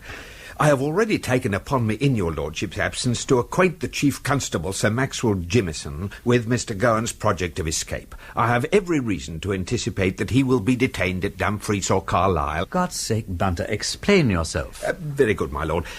When your lordship was good enough to acquaint me with the result of Inspector MacPherson's preliminary inquiry at Mr. Gowan's house, it came to my mind that possibly a greater amount of information might be elicited from Mr. Gowan's domestic staff by a gentleman's personal attendant than by an officer of the law. With this object in view, my lord, I desired permission to attend the cinematograph performance tonight. There is A young person employed in Mr. Gowan's household of the name of Elizabeth. Bunter. From whom, in the course of conversation yesterday, I obtained the information that she was to receive permission to spend this evening out. I invited her to attend the cinematograph entertainment in my company. During the course of the performance, I contrived to render our relations somewhat more confidential. Bunter. Your lordship need be under no apprehension. In short, the young person confessed to me that during the last few days circumstances had arisen which had put her into a state of considerable trepidation. I naturally inquired what these circumstances might be. In reply, she gave me to understand, my lord, that her alarm was occasioned by the presence of a mysterious stranger in Mr. Gowan's house. You fascinate me, Bunter. Thank you, my lord. I succeeded at length in eliciting from her the following particulars. The mysterious occurrences of which she complained had commenced to eventuate on Monday last, on which day she had received permission to spend the evening with a sick relative. On returning to the house at 10:30, she was informed that Mr. Gowan had been suddenly called away to London and had departed by the 8:45 train for Carlisle. Yes, that's what the butler chappie, what's his name, Olcock, told McFersonen. Yes, my lord. The next day she was expressly forbidden by Mrs. Olcock to enter a certain corridor at the top of the house. Being, however, of the female sex, the prohibition immediately aroused in her a strong spirit of inquiry, and on the first possible occasion she went into the forbidden corridor and listened. She heard nothing, but to her alarm detected a faint odour of disinfectant, an odour which immediately connected itself in her mind with the idea of death. The young woman was then still more frightened by hearing footsteps ascending the stairs. Not wishing to be caught in an act of disobedience, she hastened to conceal herself inside a small broom cupboard at the head of the staircase. Peeping through the crack, my lord, she observed Olcock, carrying a jug of hot water and safety razor, pass along the corridor and enter a room at the end. Convinced that there was a corpse in the house, and that Olcock was on his way to wash and shave it in preparation for burial, she rushed downstairs and indulged in hysterics in the pantry. Early next morning, however, my lord, she went up to the top of the house again. She ventured a little way down the corridor, when she was rooted to the spot by the sound of a hollow groan. Really, Bunter, your narrative style would do credit to the castle of Otranto. Thank you, my lord. I'm only acquainted by repute with the work you mention, but I understand that it enjoyed a considerable vogue in its day. The girl Elizabeth was hesitating whether to shriek or to run away, when the door at the end of the passage was opened in a stealthy manner, and a terrible face looked out at her. A terrible face. Very well, I've got that. Come along now, a terrible face. And? The face, as I understand, was enveloped in grave clothes. The jaws were closely bound up, the features were hideous, and the lips writhed away from the protruding teeth, and the apparition was of a ghastly pallor. Look here, Bunter, could you not cut out some of the fancy adjectives and say plainly what the face was like? I had not myself the opportunity of observing the face, my lord, but the impression produced on me by the young woman's observations was that of a dark-haired, clean-shaven man with protruding teeth under the affliction of some form of physical suffering. Oh, it was a man, then? That was Elizabeth's opinion. She then heard a bell ring violently. She rushed down the passage in blind alarm and retired to her own room to hide her head in the bedclothes. The best thing she could do. Precisely, my lord. She was much disturbed. I spoke as encouragingly as possible to the young woman and offered to accompany her back to Mr. Gowan's house. She informed me, however, that she had received permission to spend the night at her mother's. Indeed? Exactly, my lord. I therefore took her home and returned to the High Street, where I observed Mr. Gowan's saloon car standing before the door. It was then 5 minutes to 11. It was borne in upon me, my lord, that some person was about to take a surreptitious departure from Mr. Gowan's residence, and that Elizabeth had been given a night's leave of absence in order that she might not be a witness of the proceedings. I think the inference is justifiable, Bunter. Yes, my lord. Presently, a tall figure, closely muffled in a scarf and overcoat with the hat pulled well down to conceal the features, emerged from the doorway. And the impression produced upon my mind was that it was Mr. Gowan himself. Gowan? Then who was the mysterious stranger? I could not say, my lord. The car moved away, and on consulting my watch I found that the time was 3 minutes past 11. I formed the opinion, my lord, that Mr. Gowan had, after all, not departed from Kirkcudbright on the Monday night, as Olcock had stated, but that he had remained concealed in his own house in attendance upon the sick person observed by Elizabeth. Curiouser and curiouser. Did you inform the police? I thought it best, my lord, in view of the delicacy of the circumstances, to communicate directly with Sir Maxwell Jimison. I hastened to the Selkirk Arms and put in a call from there. Well, you must have passed me. I just headed across to the police station, but Inspector MacPherson wasn't there. I regret extremely that I should have missed your lordship. I informed Sir Maxwell of the circumstances, and I understood him to say that he would immediately telephone to Castle Douglas and Dumfries with a view to intercepting Mr. Gowan if he should make his appearance at either of those points, and that he would also circulate a description of the car and its driver. Well, well, well. For a quiet country place, Kirkcudbright seems to boast a bright lot of inhabitants. They appear and disappear like Cheshire cats. Well, I give it up. All I know is that it's perfectly useless for me to try and detect things. You're always off the mark before me. Thank you very much, my lord.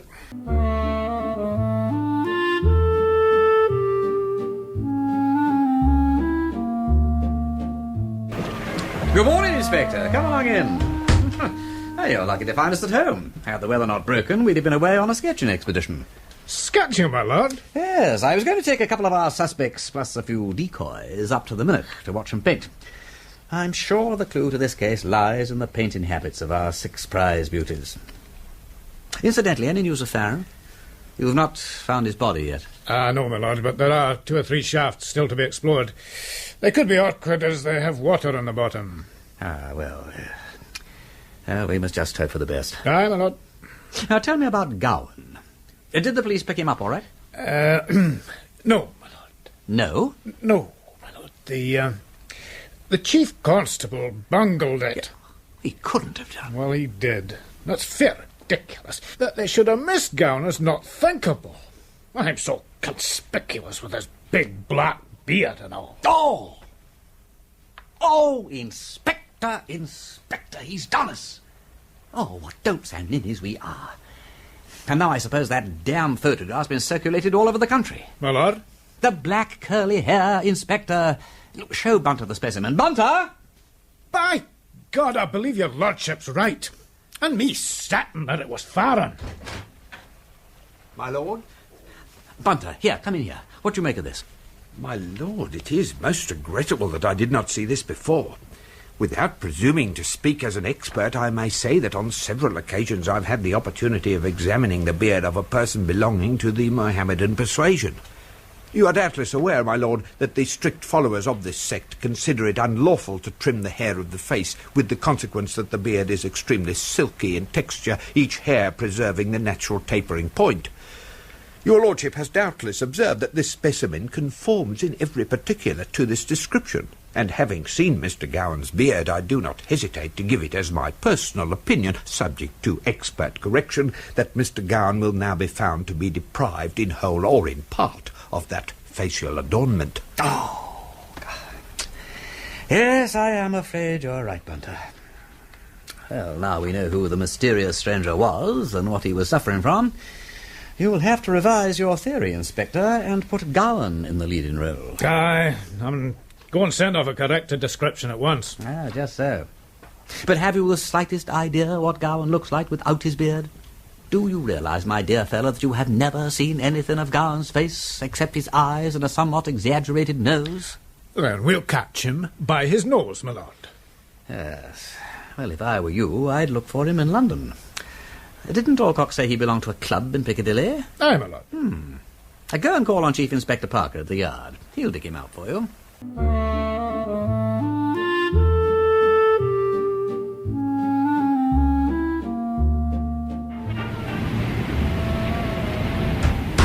Come in, Inspector. Sit down. Well, I was hardly expecting to see you again so soon. I hope I'm not being a nuisance, Mr. Parker. No, not a bit, not a bit. Well, we checked up at the Marlstick for you. Mr. Gowan certainly hasn't been staying there, but 1 or 2 letters for him have been collected by a gentleman presenting his card, which suggests he's not far away. Well, we'll find him for you, don't worry. What do you want done with him when we've got him? Is it your opinion that we have enough evidence to arrest him? I only know what Lord Peter told me on the telephone.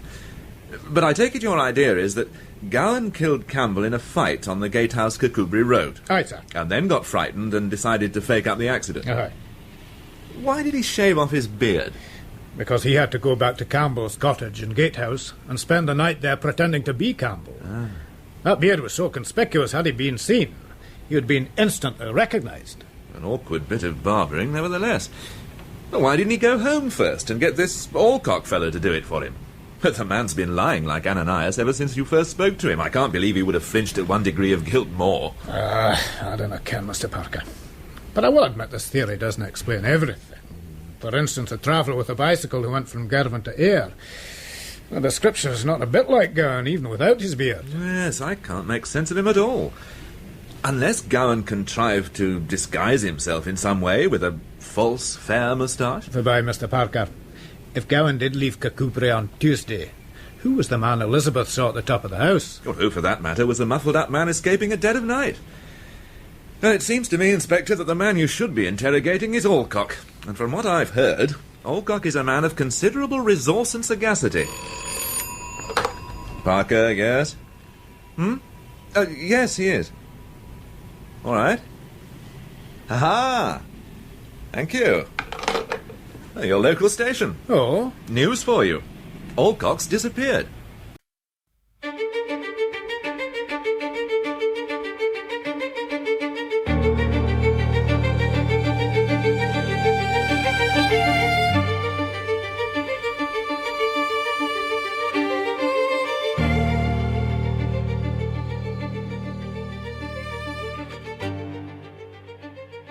Episode 5, Alibis. Lord Peter Wimsey is investigating the murder of Sandy Campbell, an unpopular Galloway artist, and suspicion has now fallen on another painter, Matthew Gowan, who has apparently shaved off his beard and escaped to London. Shortly after Inspector MacPherson's departure to track him down, the local police discover that Olcock, Gowan's butler, has also disappeared. Sergeant DL informs Lord Peter. Aye, my lord. The call came in from Kirkcudbright half an hour ago. Olcock and Hammond the chauffeur have taken Mr. Gowan's car and vanished, we know not where to. Has Inspector MacPherson been informed? Aye, my lord. What I cannot understand, though, my lord, is how it is Mr. Gowan and his servants are suspected at all. Just 2 days ago, Inspector MacPherson was ready to swear Hugh Faren was our murderer. But a lot's happened since then, Sergeant. To begin with, yesterday afternoon we found several pieces of Gowan's silky black beard at the scene of the crime. Which scene, my lord? The main road where Campbell was killed, or the barn where we found the body? The road. The theory is that after committing the murder, Gowan shaved his beard off there and then to avoid being recognised while taking the body back to Gatehouse. Whatever the reason, though, Inspector MacPherson is convinced those tufts of hair let Faren out. But, my lord, what about Faren's bicycle, what was found abandoned up near the disused lead mines? Surely that suggests he did exactly what he threatened to do. Killed Campbell because he thought he was associating with his wife, and then went up into the hills to do away with himself. Possibly, DL, possibly. But then what was the point of all that nonsense up at the Minnock on Tuesday morning? Pretending to be Campbell and painting the picture before toppling him into the burn. My lord? Well, you see what I'm driving at, don't you, Sergeant? Well, Why should Faren concoct such an elaborate fake alibi if he was intending to kill himself immediately afterwards anyway? Well, my lord... Similar considerations apply to Gowan, of course. I mean, in his case, what on earth was the point of bicycling all the way from the Minnock to Girvan to catch the train, and then slinking back to Kirkcudbright to go into hiding? We know he was at home until Thursday evening because his maid, Betty, saw him lurking beardless on the upper floor. Oh, it doesn't make sense, DL. And yet we know there was a traveller from Girvan to Ayr, and we know he had a bicycle which he sent on to Euston, and we strongly suspect he's our man. So who was he? One of our 4 other suspects? Ferguson, perhaps? I thought it had been established, my lord, that Ferguson was on his way to Glasgow on Tuesday morning by an entirely different route. His alibi for Tuesday's pretty good. What about Waters, then? We still don't know where Waters is. He's completely disappeared. Henry Strachen, maybe? He came in on Tuesday afternoon with a black eye, which he said he got playing golf, but I know that's a lie. Could be, my lord. Or what about Jock Graeme? He was seen somewhere near the Minnoch on Tuesday morning and won't say where he was on Monday night. Have we got anything further on him? I'm expecting something hourly, my lord. And have you seen this in the Glasgow Clarion? P.C. Duncan has been blabbing to a reporter. Look at it. The police have reason to suppose that the crime was committed by an artist.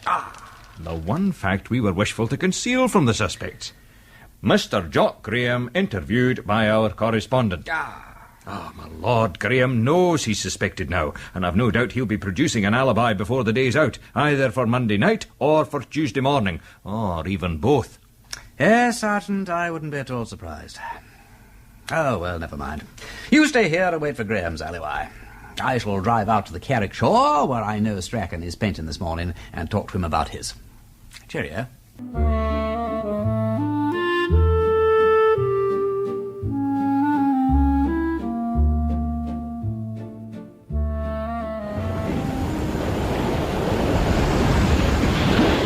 Strachen! Oh, hello, Wimsey. How on earth did you get here? I drove here. Fresh air and all that kind of thing, what? Well, I hope you don't mind me watching you paint. Well, frankly, So glad. I say, that's rather nice. How long have you been doing that?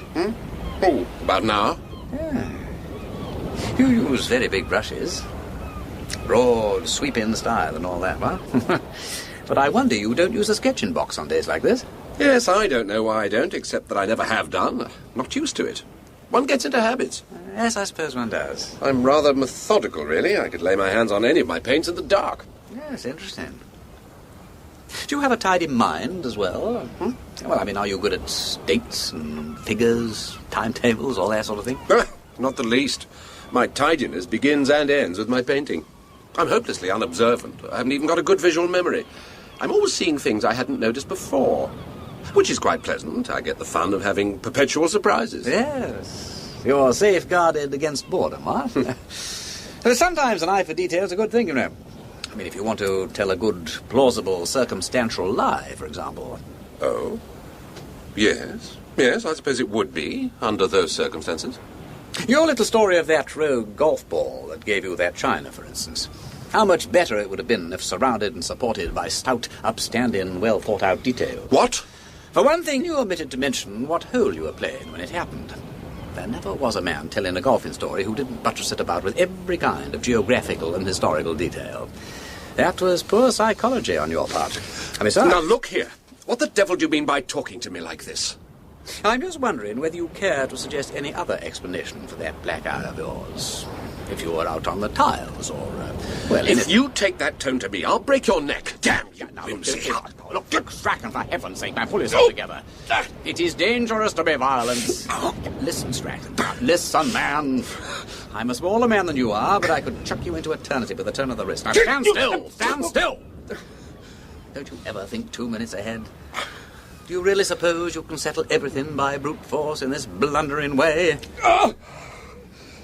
Suppose you had knocked me down and I'd split my head open like Campbell. What would you have done with the body, Strachen? My God, Wimsey, you deadly devil. I meant to kill you then. I've got such a hell of a temper. What made you do that? I wanted to see what sort of a temper you'd got. And do you know, I almost wished I'd let you knock me down, just to see what you'd do. Well, never mind, it's starting to rain. I think we'd better pack up and go home. Yes. Hello. What's up? The cobalt's not here. Must have rolled off. Yeah, here it is. In the heather. Is that the lot? That's the lot. I better make tracks then. Look, Wimsey, what are you going to do? Go home. Unless there's anything you want to tell me. I'll tell you this. One of these days you'll go too far and somebody will murder you. I shouldn't be in the least surprised.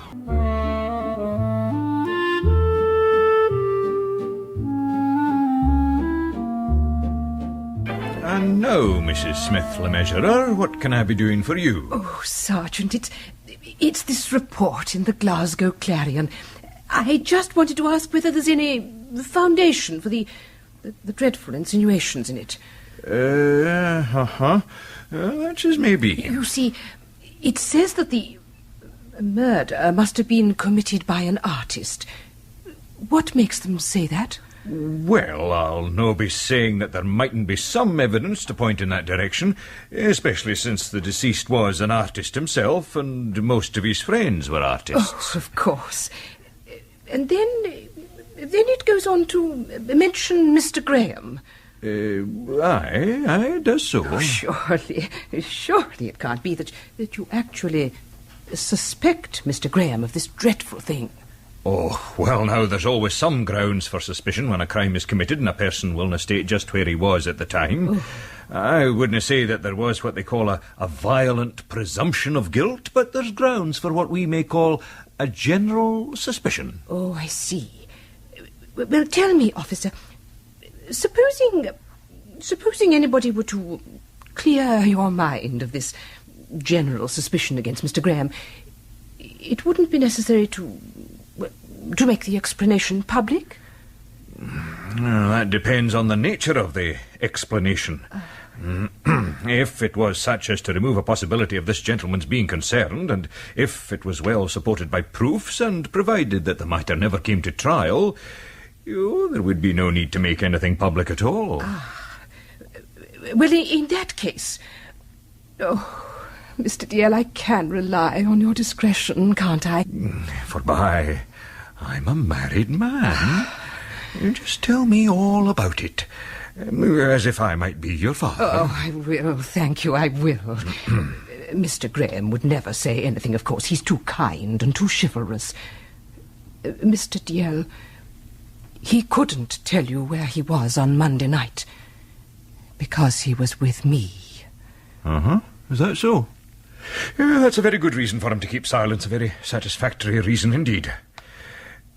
Can you tell me, Mrs. Smith-Le-Mesurier, at what time Mr. Graeme came to your house and left you again? Oh, he came to dinner at about 8 o'clock and left me again after breakfast. That would be a little after 9. My maid can confirm the times. Well, I'm sure she can. And Mr. Graeme was in the house all the time? He was never out of my sight. I see. What makes you think, ma'am, that this story provides Mr. Graeme with an alibi for the murder of Campbell that was found with his head dunted in at 2 o'clock on Tuesday afternoon? What? But I thought... What makes you think the gentleman needs an alibi for the Monday night?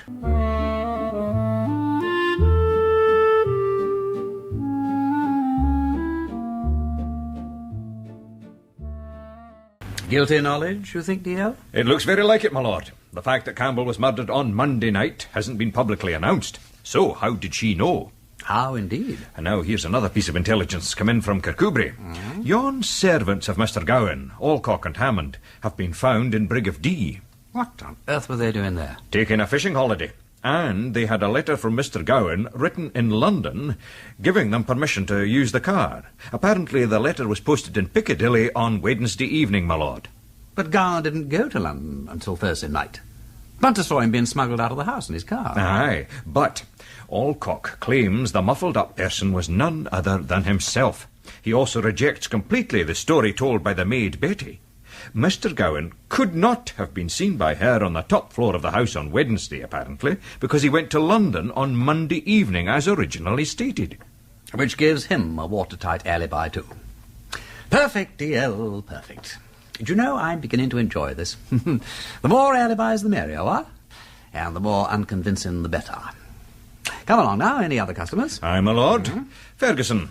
We've had confirmation of the time he arrived in Glasgow on Tuesday. Ah, yes. He took his broken magneto into Sparks and Crisp the moment he arrived, didn't he? Aye, my lord. And Mr. Saunders dealt with him. He couldn't charge his memory with a precise minute, but he thinks it would be about 10 minutes to 3. That's just about what Ferguson made it. Aye. So his alibi is looking very good.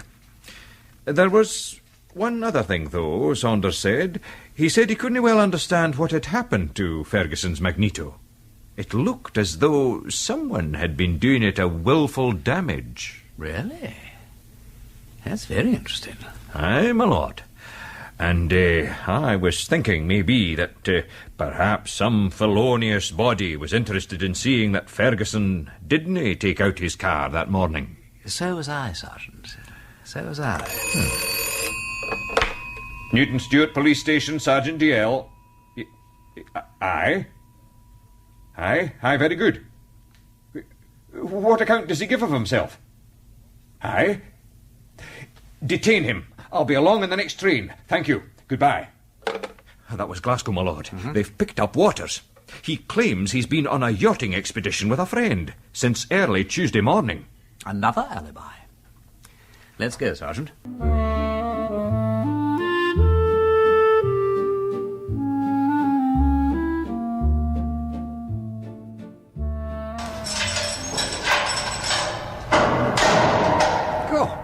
Lord, Waters, I never knew such a lot of silly fuss about nothing.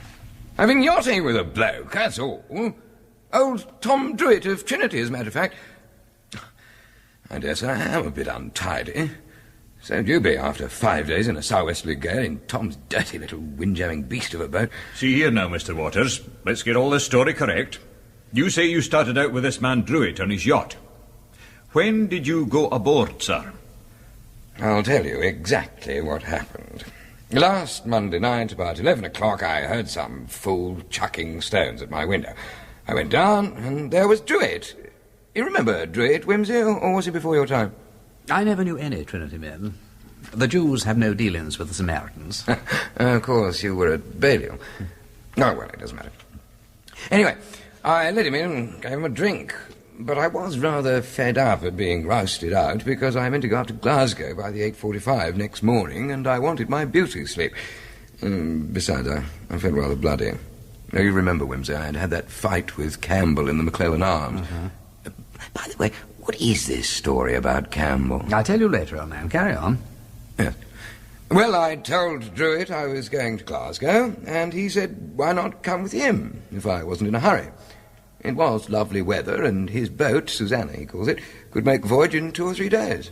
Well, it sounded all right. So I said I'd think about it. But then he said, wouldn't I go with him anyhow and have a look at the Susanna, as he'd got her lying off the dune? Well, I thought I might as well have the run. It seemed the best way of getting Druitt out of the house. He'd hired a car from somewhere, and we got down there in no time, and after half an hour or so, he dropped me back at the corner, and I walked home.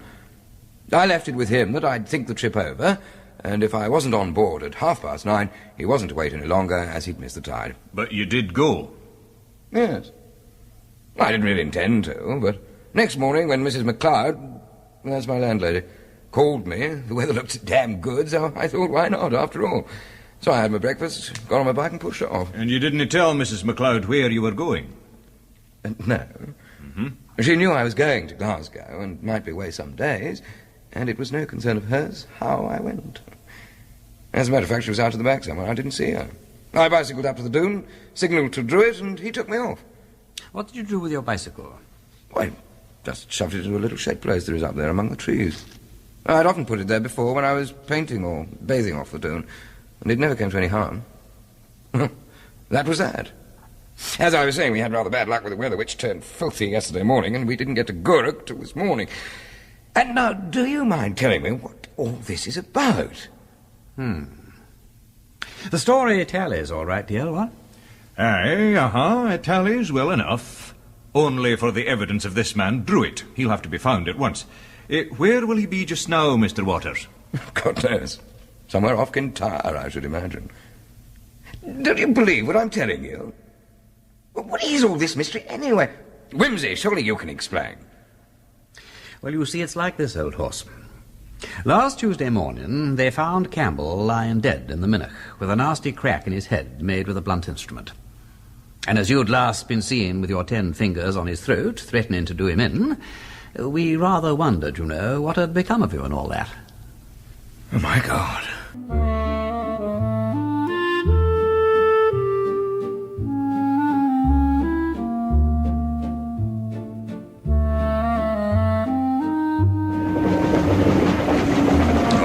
It's all very well, my lord, but Waters could still have done it if Druitt is an accomplice. We dinna ken for sure that he didna join the Susanna at some other point later in the day, after he'd tumbled Campbell's body into the Minnoch. We don't know. But in that case, Sergeant, when did he kill Campbell? On Monday night, my lord.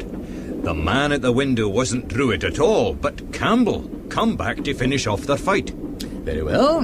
If that man was Campbell, how and when did Waters get into communication with Druitt? Perhaps he knew beforehand, my lord, that Druitt and the Susanna would be, at Lady Bay, for instance, on Tuesday night. So all he'd have to do would be to bicycle over there. Oh, it's perfectly possible, Sergeant, though I think you ought to ask yourself where Waters ate breakfast on Tuesday morning. However, if this alibi is going to stand up, the point that must be proved beyond doubt is that Waters went aboard the Susanna not later than 9:30 on Tuesday. There are cottages down at the dune, surely to goodness somebody must have seen him. That's a fact. And the bicycle should be there too. Look, chase it up, Sergeant. Let's see if we can get alibis for all 6 of our suspects, what? Oh, that'll no be easy, my lord. You dinna believe Strachen's tale. And as for Faren, well, there's no knowing where he may be. I wonder. I caught a glimpse of Mrs. Faren this morning, and she looked much more relaxed. Mm-hmm. Well, I'm wondering if... Well, I think I'll pay the lady a visit.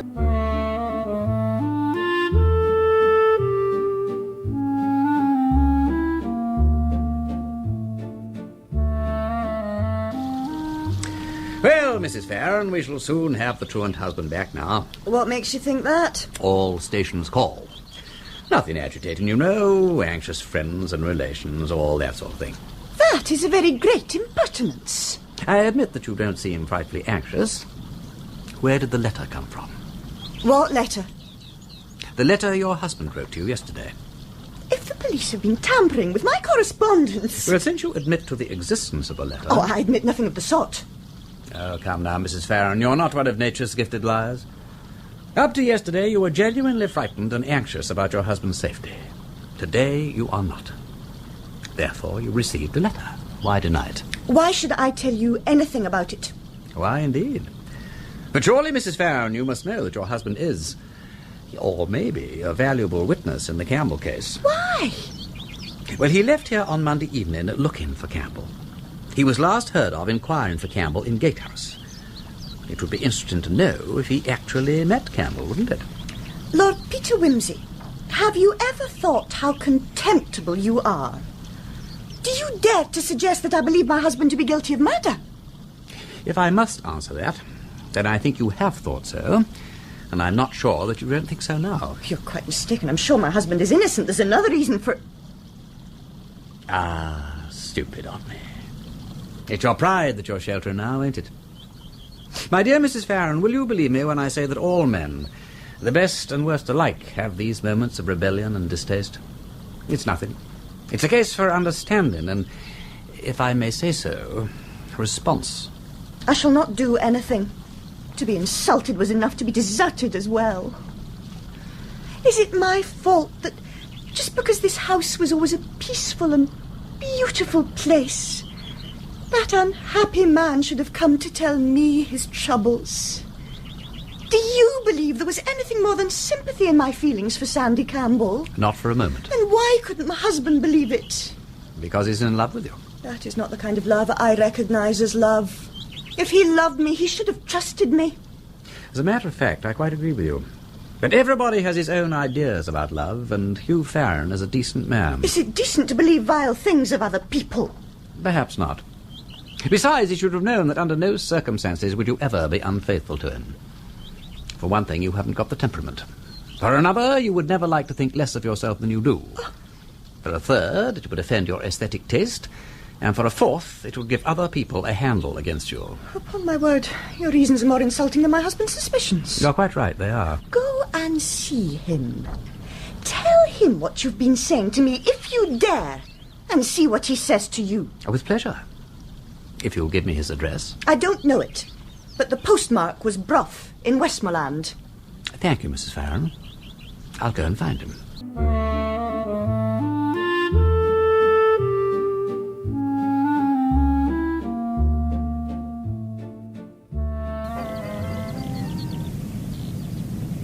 Hello, Faren. Don't let me disturb the painting. I'd like to watch. My God! Wimsey, by all that's holy! How did you get here? Oh, don't say my wife sent you. Not exactly, but I'd be damn glad if you'd tell me exactly what you've been up to since Monday night. The police have been hunting for you everywhere. The police? Oh, why in the world? Well, the fact that you were talking rather wildly about suicide, and then your bicycle being found close to those old mines, and then Campbell's murder, of course. Murder? Campbell's been murdered? He was bumped off sometime on Monday night or Tuesday morning up at the Minnoch. Ah, was he? Serve the beggar right.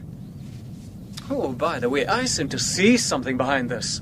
Am I supposed to have done it, Wimsey? I don't know. But there's a feeling that perhaps you ought to come forward and say something. You were looking for him, you know, on Monday night. Yes, I was. And if I'd met him, there would have been murder done. But as a matter of fact, I didn't meet him. You can prove that? Oh, well, I don't know that I can if it comes to that. Well, this isn't serious, is it? Again, I don't know. Let's have the story, Faren. I see. Well, I came home about 6 o'clock on Monday, and I found out Blighter flirting with my wife. I was fed up, Wimsey. I hoofed him out, and I dare say I made a bit of an ass of myself with Gilda afterwards. I said a lot of silly things I didn't mean and so forth. I can imagine. And then finally you stormed out, threatening murder and suicide, and went off to get drunk. Well, that's right. Well, after I'd had one or two in town, I barged off to Gatehouse to find Campbell. Somebody told me they'd seen Campbell go out to Creetown, so I went after him. No, you didn't. You went up the road to the golf links. Oh, did I? Oh, yes, so I did. Well, I went to find Strachen, but he was out. I left a note or a message for him, I think. To tell the truth, I'm not very clear about it. But I think I told him I was going to Creetown to do Campbell in and to cut my own throat. Some rot or other. Oh, I see, poor old Strachen. He must have thought I'd murdered Campbell. Did he show that note to the police? Not that I know of. No, I suppose he wouldn't. Strachen's a good sort. Well, I went over to Creetown and managed to raise a bottle of whisky after closing time, and, well, I'm a bit vague about the next part of it. But I know I remember going up to the hills with some vague idea of chucking myself down one of the pits. I wandered round and then sat down and moralised a bit, with the help of the whisky. I must have been down drunk. Well, then, presently, I heard somebody shouting, and I shouted back, and shortly afterwards old Strachen appeared. He started talking and tried to get hold of me, so I struggled and fought him. It was a lovely fight, I do know that, and I think I gave him a whopping black eye. The next thing I knew, it was quite well on in the next morning, and I was lying in a sort of hollow among the bracken, without so much as a headache. Well, I didn't know where I was, but I didn't care. I just knew I didn't want to go home. I was finished, done.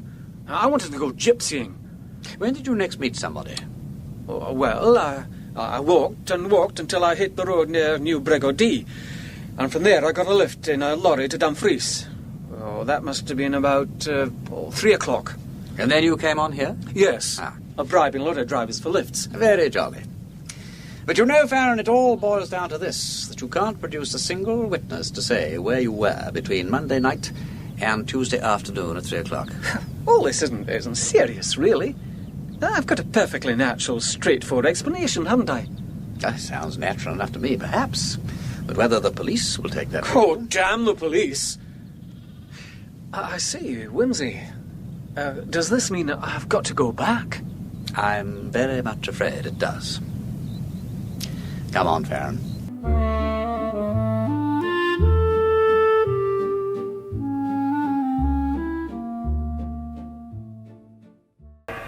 So, DL, there you are. Strachen was protecting Faren, and Faren has now repaid the favour by explaining how Strachen came by his beautiful China. However, the whole story hardly adds up to a decent alibi for either of them. No, my lord. Oh, it's a difficult case, right enough. Now, there's this business about Waters. Waters? What about him? I sent Constable Ross down to the dune. Waters's bicycle is not where he said it was. So, either there's a bicycle thief about, or Waters' alibi has collapsed. And the question I'm asking myself, my lord, is... should I arrest Waters for murder?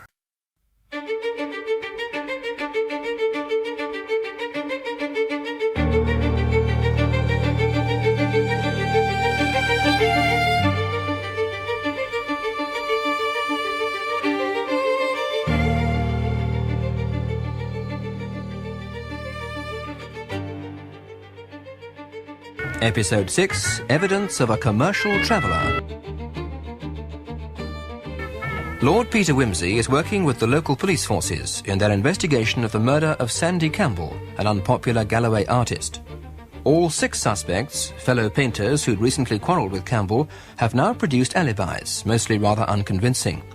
Wimsey and Sergeant DL of Newton Stewart Police decide to report progress to Sir Maxwell Jimmerson, the Chief Constable. Well now, Sir Maxwell. First, I would like to run through what we know of the movements of the murderer, proceeding by and by to the alibis of the 6 suspects. Good idea, Sergeant. Oh, do smoke, Wimsey. Yeah, thank you, Chief. Now then, Campbell was last seen alive by a wee lassie called Helen McGregor at 9:45 p.m. last Monday night. That's a week ago today, sir. He was fighting with another man on the main Kirkcudbright to Gatehouse Road, and either in this fight or possibly at some later stage in the evening, he was killed. The murderer seems to have decided quickly to fake an accident, and accordingly spent the night in Campbell's cottage, ate Campbell's breakfast, and then early in the morning went up to the Minnoch dressed in Campbell's hat and cloak, sat down and painted a picture in Campbell's style. A wee bit after 11 o'clock, he tumbled Campbell's body into the burn below, leaped onto a bicycle that he'd stolen the night before from the Anworth Hotel. It was positively identified by Scotland Yard last night, my lord. And he then bicycled to Girvan, where he took the 1:11 train to Ayr. At Ayr, he labelled the bicycle for Euston in order to lose it, and himself disappeared. And that is all we know about the crime, sir. Very good, Sergeant. Then what about these alibis? Aye. Now, let us consider first Mr. Gowan. Mr. Gowan's butler, Olcock, told Inspector MacPherson that the gentleman left Kirkcudbright for London at 8 o'clock on Monday evening, and has been there ever since. Well, that lets him out completely. Aye, it would, sir. Except that we know Olcock is lying. Mr. Gowan was seen on the top floor of his house on Wednesday morning by the housemaid Betty, and he'd shaved off his beard. That splendid beard? Whatever for? Well, sir, we found tufts of black hair at the place on the main road where Campbell had his fight. And Inspector MacPherson's theory, Sir Maxwell, is that it was Gowan who murdered Campbell in the fight. He then cut off his beard on the spot to avoid being recognised as he went about the business of faking the accident. Well, has Gowan been tracked down in London yet? Inspector MacPherson interviewed him yesterday afternoon, sir, and the inspector should have got back early this morning. Splendid. I dare say he'll have a tale to tell. Well, let's move on then. Who has the next alibi? Mr. Waters, sir, though he's only covered for the Tuesday morning. Now, he claims he was sailing all last week with an old friend and says he went aboard down at the Doon before 9:30 on Tuesday. Unfortunately for him, we haven't been able to contact this old friend. Worse than that, in fact, Chief. He says he left his bicycle in a shed down at the Doon, but it seems to have disappeared. Either it's been pinched, or it never was there in the first place. Well, that'll sort itself out when the friend's found, I expect. Next? Mr. Ferguson, Sir Maxwell. Campbell's next-door neighbour in Gatehouse. No alibi for Monday night, but on Tuesday morning he went to Glasgow via Dumfries. Was he seen? Aye, boarding the train at Gatehouse, and his ticket was correctly punched all the way to St Enoch Station, Glasgow. Well, that sounds highly satisfactory. Who have we left out of your 6 suspects? Now, what about Jock Graeme? Sir Maxwell, on Saturday afternoon, a lady called Mrs. Smith Le Measurer... Oh, that woman. Aye. She came into my station and told me, tears in her eyes, that Jock Graeme had... how could she bring herself to admit it? Had spent all Monday night with her. Did she, by Jove? What about Tuesday morning? That was the strange thing, sir. She seemed to think an alibi for Monday night would be sufficient. Very interesting. Right-ho, who's left now? Just Henry Strachen and Hugh Faren, isn't it? That's it, Chief. And they're best taken together. May I tell you about them? By all means, Wimsey. Thank you. Well, I tracked Faren down on Saturday afternoon in Westmoreland. He'd run away from here, and he said he had no idea that Campbell had been murdered. Could he give himself an alibi, though? Not one that means anything. He was last seen at about 9:15 on Monday night, very drunk and angry with Campbell, going up the road towards Strachen's house. He says he left a note for Strachen saying that he was going to kill Campbell and then do away with himself. Well, Strachen never told the police about that, did he? No, Sir Maxwell. He was protecting his friend, you see. Yes. Carry on, Wimsey. Well, having failed to find Campbell, Faren wandered up towards the old lead mines near Fall Bay. Here Strachen eventually found him. Apparently they had a fight, which ended when Faren ran away. And the next thing Faren remembers is waking up the next morning and walking to New Brigadier, from where he proceeded by means of lifts to Westmoreland. And Strachen? Well, he didn't appear until after lunch on Tuesday. Yeah, there's no knowing where he may have been. Or what he may have been up to. Has he been interviewed since Saturday, DL? No, sir. Then maybe I'll pay a visit to Mr. Strachen. I must admit I shall be very interested to see whether he tells the same story as Faren. And I shall be even more interested to know what he was doing on Tuesday morning.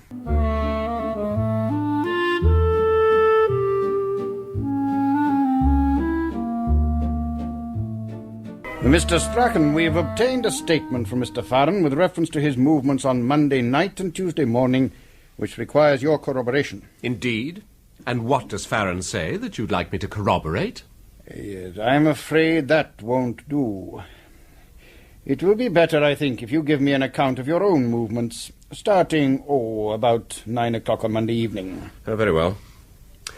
At 9 o'clock, I was fishing up at Tongland. Did you see anybody there? I don't know that I did. And when did you leave? Round about 11 o'clock. The fish seemed to have lost enthusiasm, and so did I. And then? Then I went home like a good boy. I got home round about midnight. What then? I went out again in the car. Why? To look for Faren. What made you do that? I found a note from him waiting for me. What was in the note? He told me that he was going to commit suicide. Mm-hmm. Did the note say nothing else? No. Mr. Strachen, we know the contents of the note. It would be altogether better if you told me the truth. Come along now. Mr. Faren has given us an account of himself. You no longer have any reason for reticence. What else did he say in the note? He mentioned Campbell. Yes? He said he was going to kill him. I didn't take that in the least bit seriously, of course. It was clear from his writing that Faren was hopelessly drunk. Indeed. Where did you go when you went out? Well, I went to Campbell's cottage, as it happens. To see if Faren was there? Yes. So you did take his threat seriously? No, not at all. Well, not very seriously. It's simply that both Campbell and Faren are excitable men, and I thought there might be a great deal of unpleasantness if they met in that mood, and possibly a really nasty row. Was there anybody at the cottage? No. I knocked 2 or 3 times, and then as everything was dark, I went in.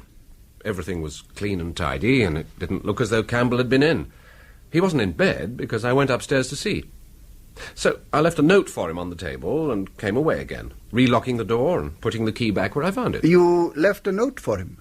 What exactly did it say? Oh, something like, "Dear Campbell, I'm rather anxious about F. He's in a highly wrought-up state and is threatening to do you some injury. Be on your guard." It was something like that, and I signed it with my initials. What happened next? Well, Faren had occasionally talked about suicide, and the old mines up by Creetown seemed to have a kind of morbid fascination for him. So I drove up there. I left my car where the road ends, just beyond Fall Bay, and went along on foot, calling Faren as I went. When I got close to the old mines, I thought I saw something move, and shouted again. Then I saw there really was a man there. He ran away, and I followed him and caught hold of him. He said, "What the hell do you want?" Was it Faren? Yes, it was. Well? Well, I argued with him for some time and tried to persuade him to come home.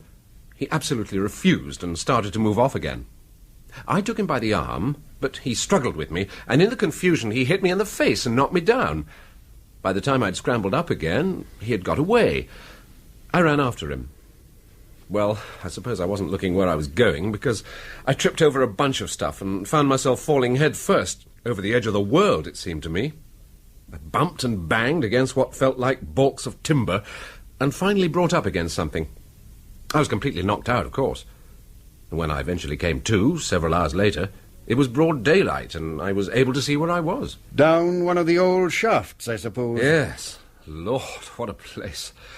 Well, I don't suppose it was more than 40 feet deep, but that looked quite enough to me, and it went sheer up like a chimney. It was narrow, fortunately, and by spread-eagling myself, I managed very slowly to hoist myself to the top. God, it was hard work, but I did it in the end. What time do you think that was? I couldn't be sure, because my watch had stopped. Quite late in the morning, I suppose.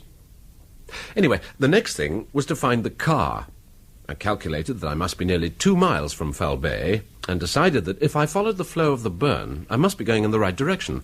So I set off downstream. After a time, I came in sight of the road and the car. It was just where I'd left it, and the dashboard clock made it 12:15.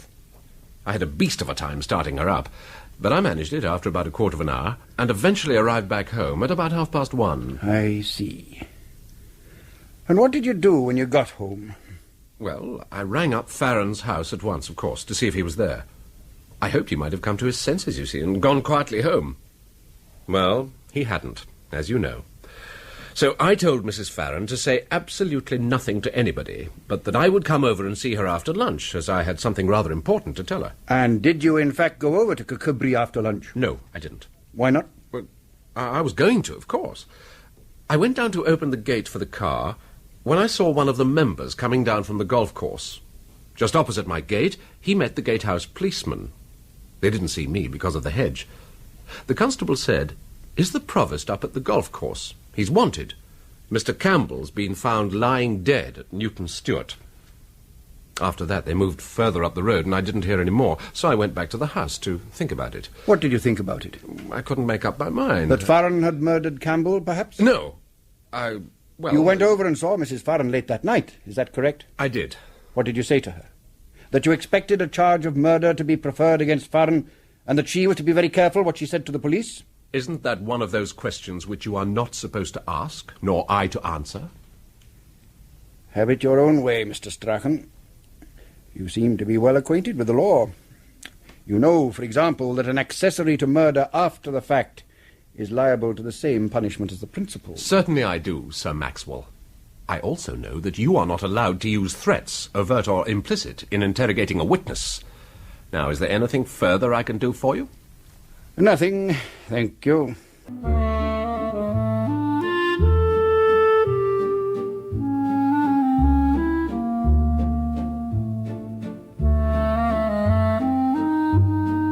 Mind if I watch you paint, Waters? Yes, I do. Oh, why can't you go fishing, Wimsey, or take the car out for a run? I can't paint properly with you snooping round all the time. It puts me off my stroke. How would you like me to sit around and watch you detecting? You can watch me now, there's no charge. Oh. Are you detecting now? Like anything. If you could take the top of my head off, you would see the wheels whizzing round. I see. You're not detecting me, I hope. Yes, well, everybody hopes that. And look here, Wimsey, you're not suggesting anything. I've told you all about my movements, and I suppose you believe me. Well, of course. But it's a pity about your bicycle being pinched from the dune, ain't it? Rather spoiled your alibi, what? Oh. I don't want to discuss this stupid business. No, nor do I. Go on, painting. Hello, Jock Graham's coming to see you. I say, is Wimsey here? Sorry, Waters, but I must speak to Wimsey. Carry on, Jock. I'm painting. Wimsey, old man, I'm in the most ghastly hole. Mm-hmm. It's too awful.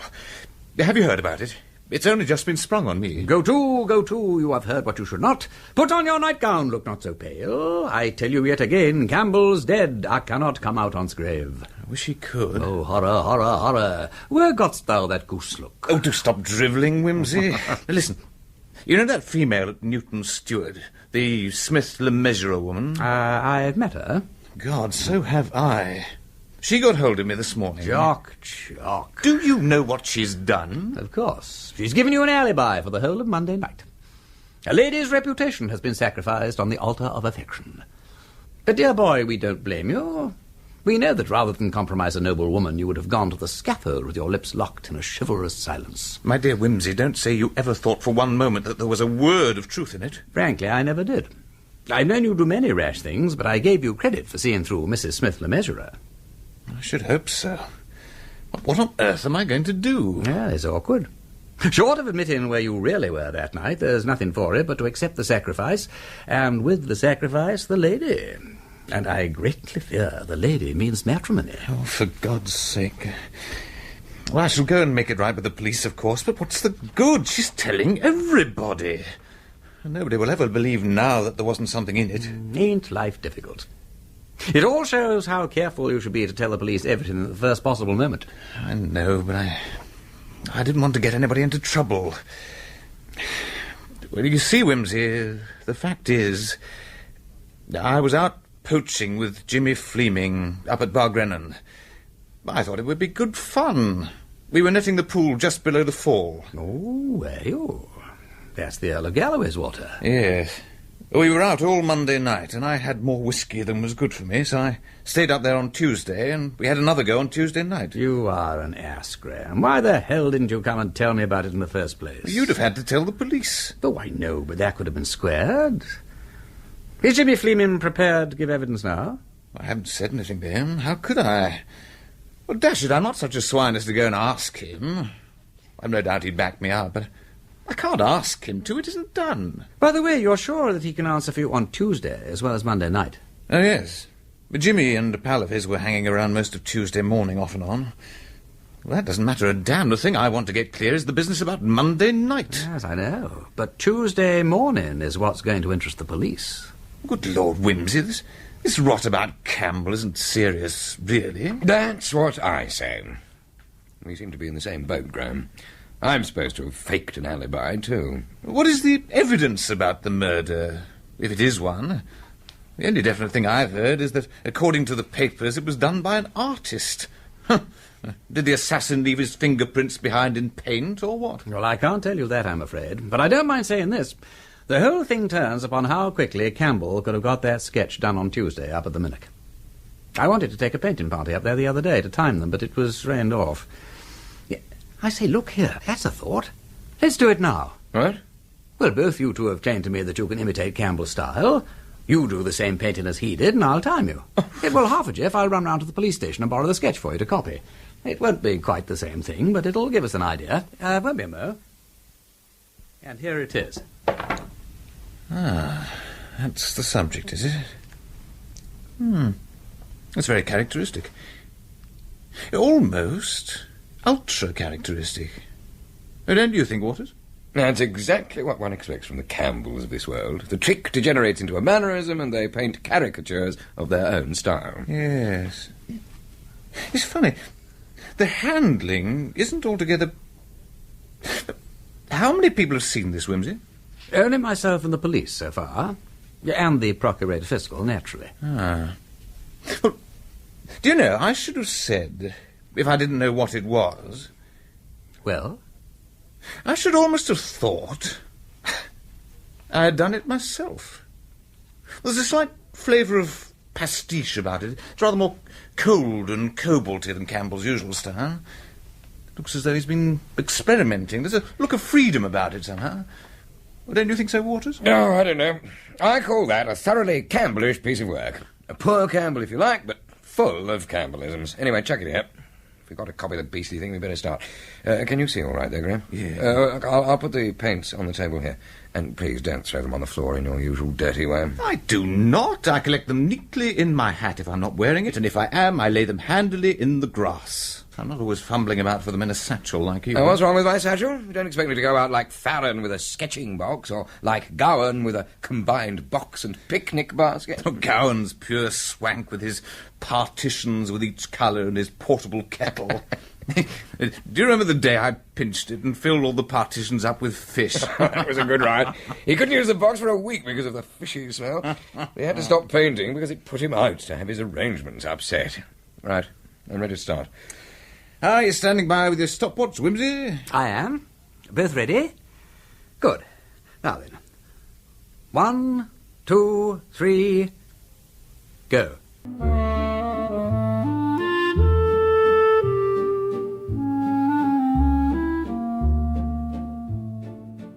Graeme, 1 hour 40 minutes. Waters, 1 hour 55. And what precisely does that prove, my lord? It proves nothing, DL.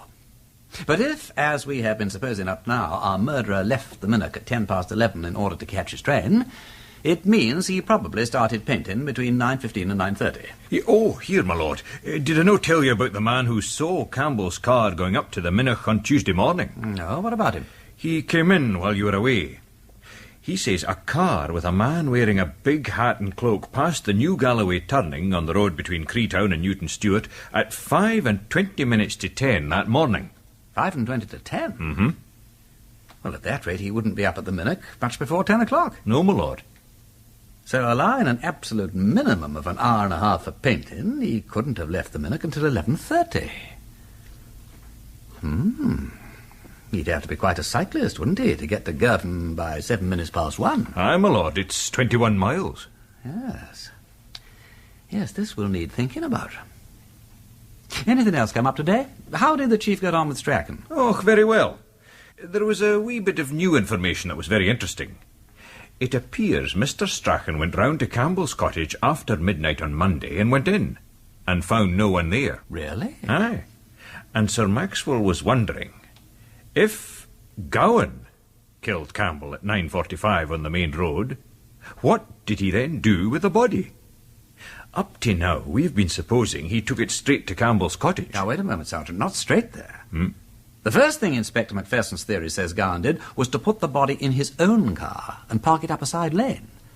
Then he drove Campbell's car to Gatehouse, probably stole the bicycle from the Anworth Hotel, and if so, rode back to the scene of the murder, if not walked, and only then returned to Campbell's cottage in his own car with the body. Couldn't that have taken over 2 hours? If he walked, my lord, aye. Yes. But there's still the problem of the third car, which little Helen heard tearing towards Kirkcudbright about 15 minutes later. Who was that? Where is Inspector MacPherson, by the way? I thought he was back. Aye, he should be, my lord. I dare say he's somewhere about the station. Then I shall go and find him, Sergeant. I want to know what fun and games Gowan really did get up to that night.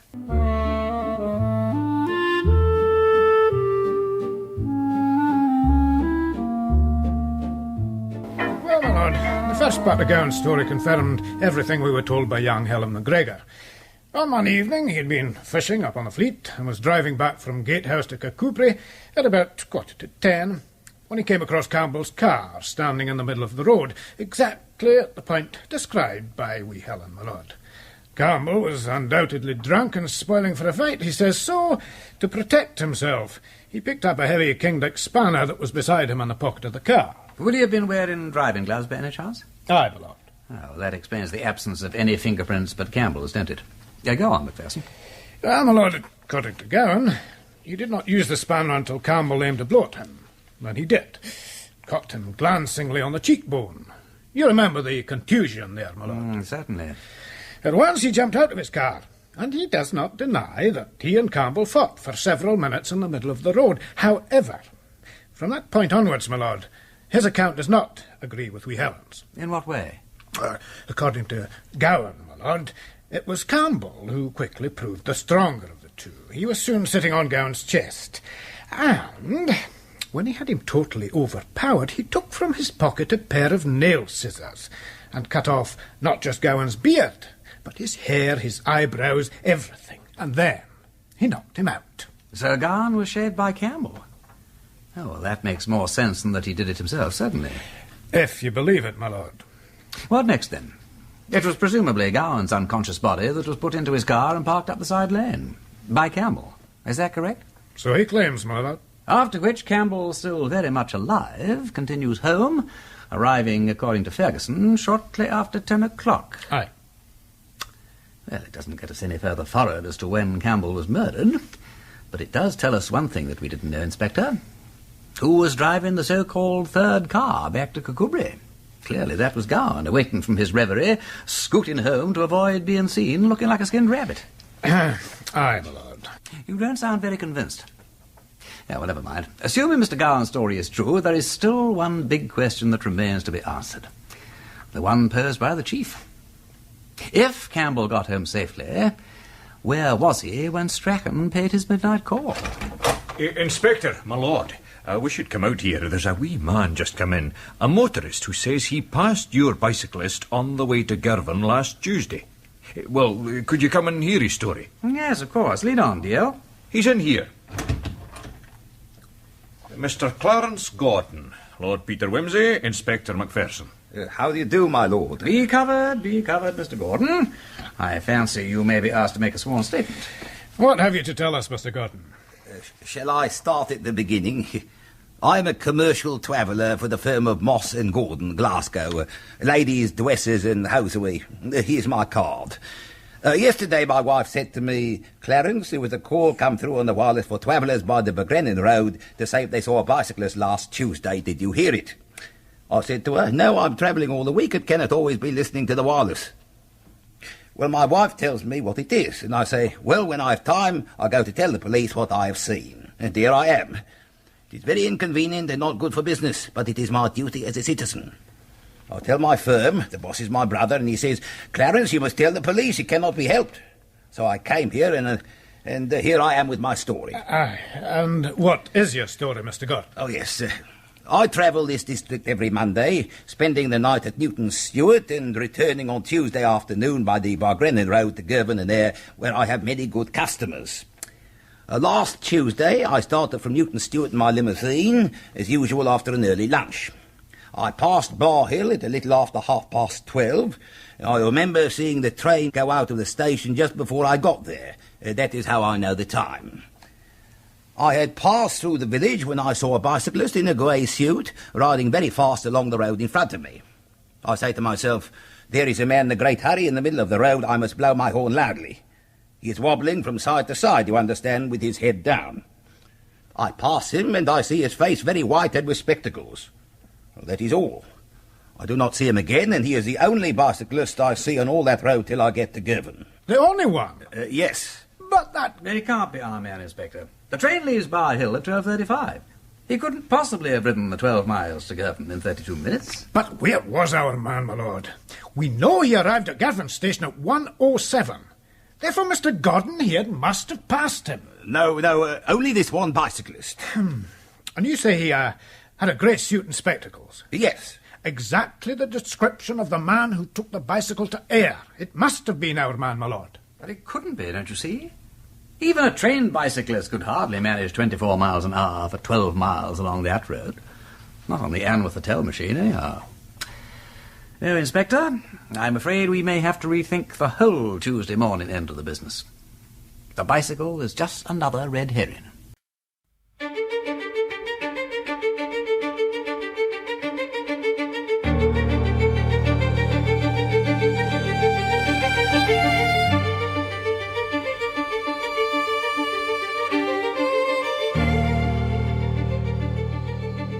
Episode 7, Council of War. Lord Peter Wimsey and the Galloway police are investigating the murder of Sandy Campbell, an unpopular local artist. It's the Monday afternoon after the murder, and the Procurator Fiscal has called a council of war. Present are Sir Maxwell Jimmerson, the Chief Constable, Inspector MacPherson, Sergeant DL, Dr. Cameron, the police surgeon, Constable Ross, Constable Duncan, and Lord Peter Wimsey. Very well, gentlemen. I think we may as well begin. Now, I'm given to understand by Sir Maxwell that you've all produced theories concerning this most regrettable murder. I think, however, before we hear those theories in detail, it would be as well if Sergeant DL of Newton Stewart, in whose district the body was found, could acquaint us with the known facts, such as they are. Sergeant? Aye. Well now, my lord, Mr. Fiscal, Sir Maxwell, and gentlemen, it would appear to be incontrovertible that this poor gentleman met his death sometime Monday night by the use of a blunt instrument, and that his body was conveyed up to the Minnoch on Tuesday morning, and deposited in the barn where it was found. Forby, I'm thinking we're all agreed that the person as killed him will have been an artist. Lord Peter Wimsey having pointed out that the painting found at the locus of the crime must have been executed by the murderer himself. I think we're all agreed on that. As it happens, there are only 6 artists in this district as had a motive for killing the deceased and cannot be accounted for during the period covered by the crime. Namely, Mr. Faren, Mr. Gowan and Mr. Waters in Kirkcudbright, and Mr. Strachen, Mr. Graeme and Mr. Ferguson in Gatehouse. At 6 o'clock on Monday evening, Campbell was thrown out of Faren's house by Faren. At 9:15 he had a fight with Waters in the McClellan Arms here in Kirkcudbright. At 9:45 he was seen fighting with Gowan in the middle of the road to Gatehouse. Shortly after 10, his next-door neighbour, Ferguson, heard him but did not see him arrive home. At midnight, Strachen visited his cottage but found it empty. And the next morning, Jock Graeme was seen near Bargrennan, just 2 or 3 miles from where the body was found. All 6 of these artists had recently quarrelled with Campbell, and not one of them possesses a satisfactory alibi for the whole period under consideration. That seems a very adequate summary, Sergeant. You may as well go on and tell us what you make of the evidence. Aye, Mr. Friskel. Now, taking everything into consideration, I am of the opinion that our inquiries should be directed to the movements of Mr. Faren. And for why? Because he had a much bigger motive for murder than the rest of them. He seems to have considered that the deceased was paying too much attention to Mistress Faren. I'm no saying a word against the lady, but that was the idea this Faren had got into his head. And when it's a matter of a man's domestic happiness there, to my thinking, you have a good cause for murder. That's very shrewd, Sergeant. Thank you, my lord. Now, we ken well that Faren set out by bicycle from Kirkcudbright at 7 o'clock on Monday evening with a fixed intention of finding Campbell and doing him some damage. At 8 o'clock, he was at Campbell's cottage and was seen by Ferguson. At 9:15, he got up to Strachen's house and left a letter to say he was away to kill Campbell. After this, he disappears till we find him at 3 o'clock on Tuesday afternoon on the new Galloway road. What about the meeting with Strachen up by the lead mines at 2 o'clock in the morning? I dinna think that took place, Sir Maxwell. It is my belief that Faren's movements from 9:15 onwards were as follows. Some time between 10 and midnight, after Campbell had arrived home, Faren let himself into his cottage and killed him.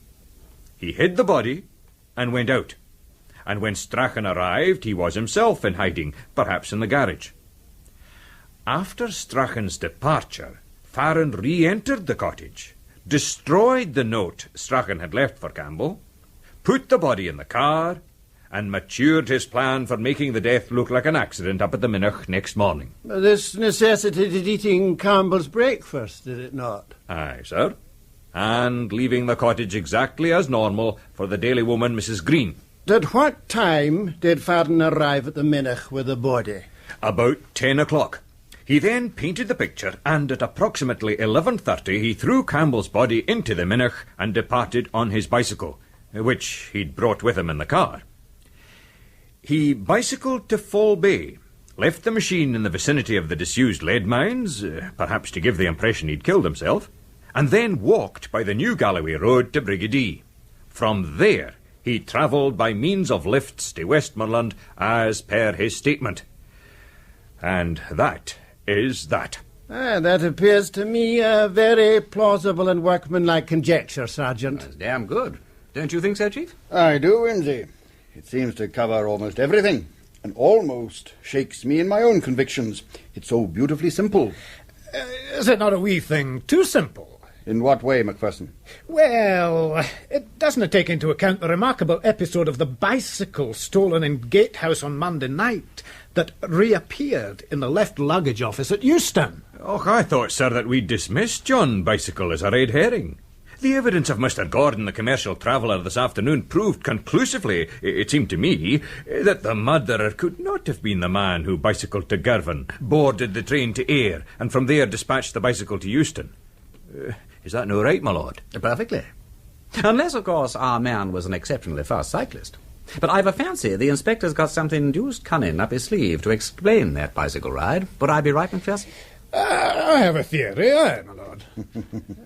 Any other comments, Chief Constable? Yes, Mr. Fiscal.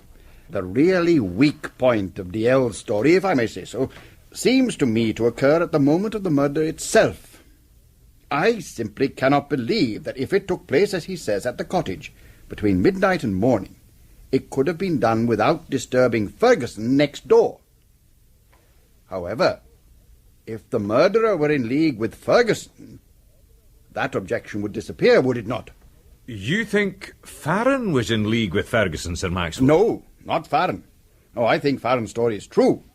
It's too absurd and whimsical a story not to be true. And all Faren's alleged actions are exactly the sort of daft thing Faren would do. And Faren is not the man to plan out an elaborate fake like the planting of the body and the painting of the picture. Oh, the man who did that was perfectly cool and unemotional. And rather than losing himself in the suspicious way Faren did immediately afterwards, would, you may be sure, have reappeared in his usual haunts at the very first opportunity. He would be, in short, someone like Strachen. The only man who admits to having been in Campbell's cottage after midnight, in fact. Exactly, Wimsey. Now, the way I see it is this. Strachen got that note from Faren and went down to the cottage, as he said. He did not, however, find the cottage empty, as he claims. Rather, Campbell opened the door to him, and he went in and had an interview with Campbell which ended in a violent quarrel and struggle. Ferguson was awakened by the noise and came in just at the moment when Strachen had knocked Campbell down and killed him. Well, why did Ferguson not inform the police at once? Well, I think there might have been difficulties about that. Both men were known to have quarrelled previously with Campbell, and I think Strachen probably threatened to bring a counter-accusation. Alternatively, of course, Ferguson simply couldn't bring himself to report Strachen for disposing of a man like Campbell. In any case, I fancy they realized that they were both of them in an exceedingly awkward position, and decided to help each other out if possible. Strachen was to establish the alibi for the night hours, while Ferguson did everything necessary in connection with the body, and Ferguson would then establish his alibi for the next morning, while Strachen painted the picture. The reason why they worked it that way is, I think, that Ferguson had already announced his intention of going to Glasgow in the morning, and that any sudden change of plan might appear odd. They now had to think of some alibi which Strachen could reasonably put forward at that hour of the night. And the best thing they could think of was that he should carry out his original intention of going after Faren. But if you'll pardon my interposing, Sir Maxwell, was that not a very difficult and uncertain plan on which to rely? It was 100 to 1 against his meeting Faren. Would it not have been simpler to go to somebody else with a suitable story? I don't think so, Mr. Fiscal. For one thing, it would have been awkward for Strachen to present himself in public at that moment on account of the black eye he'd sustained in his fight with Campbell. Moreover, he had an extremely good idea where Faren was to be found. Oh, I imagine his original intention was to take Faren home to his wife and then explain the black eye as being due to a fall sustained in his search up at the lead mines. Yes, all right, I pass that. Roll on, thou deep and dark blue ocean, roll. Thank you. Well then, Strachen drove off to Fall Bay in search of Faren, leaving Ferguson to pack the body up and do all the necessary things about the house. And by the way, I may as well say at this point that I don't think any of you have paid sufficient attention to these things that were done about the house. The man who did them must have known a great deal about Campbell's manner of living. And who could that be but Ferguson, who was his next-door neighbour and employed the same daily woman? Now, that's a damn good point, Chief, damn good. Of course, Mrs. Green would be full of information.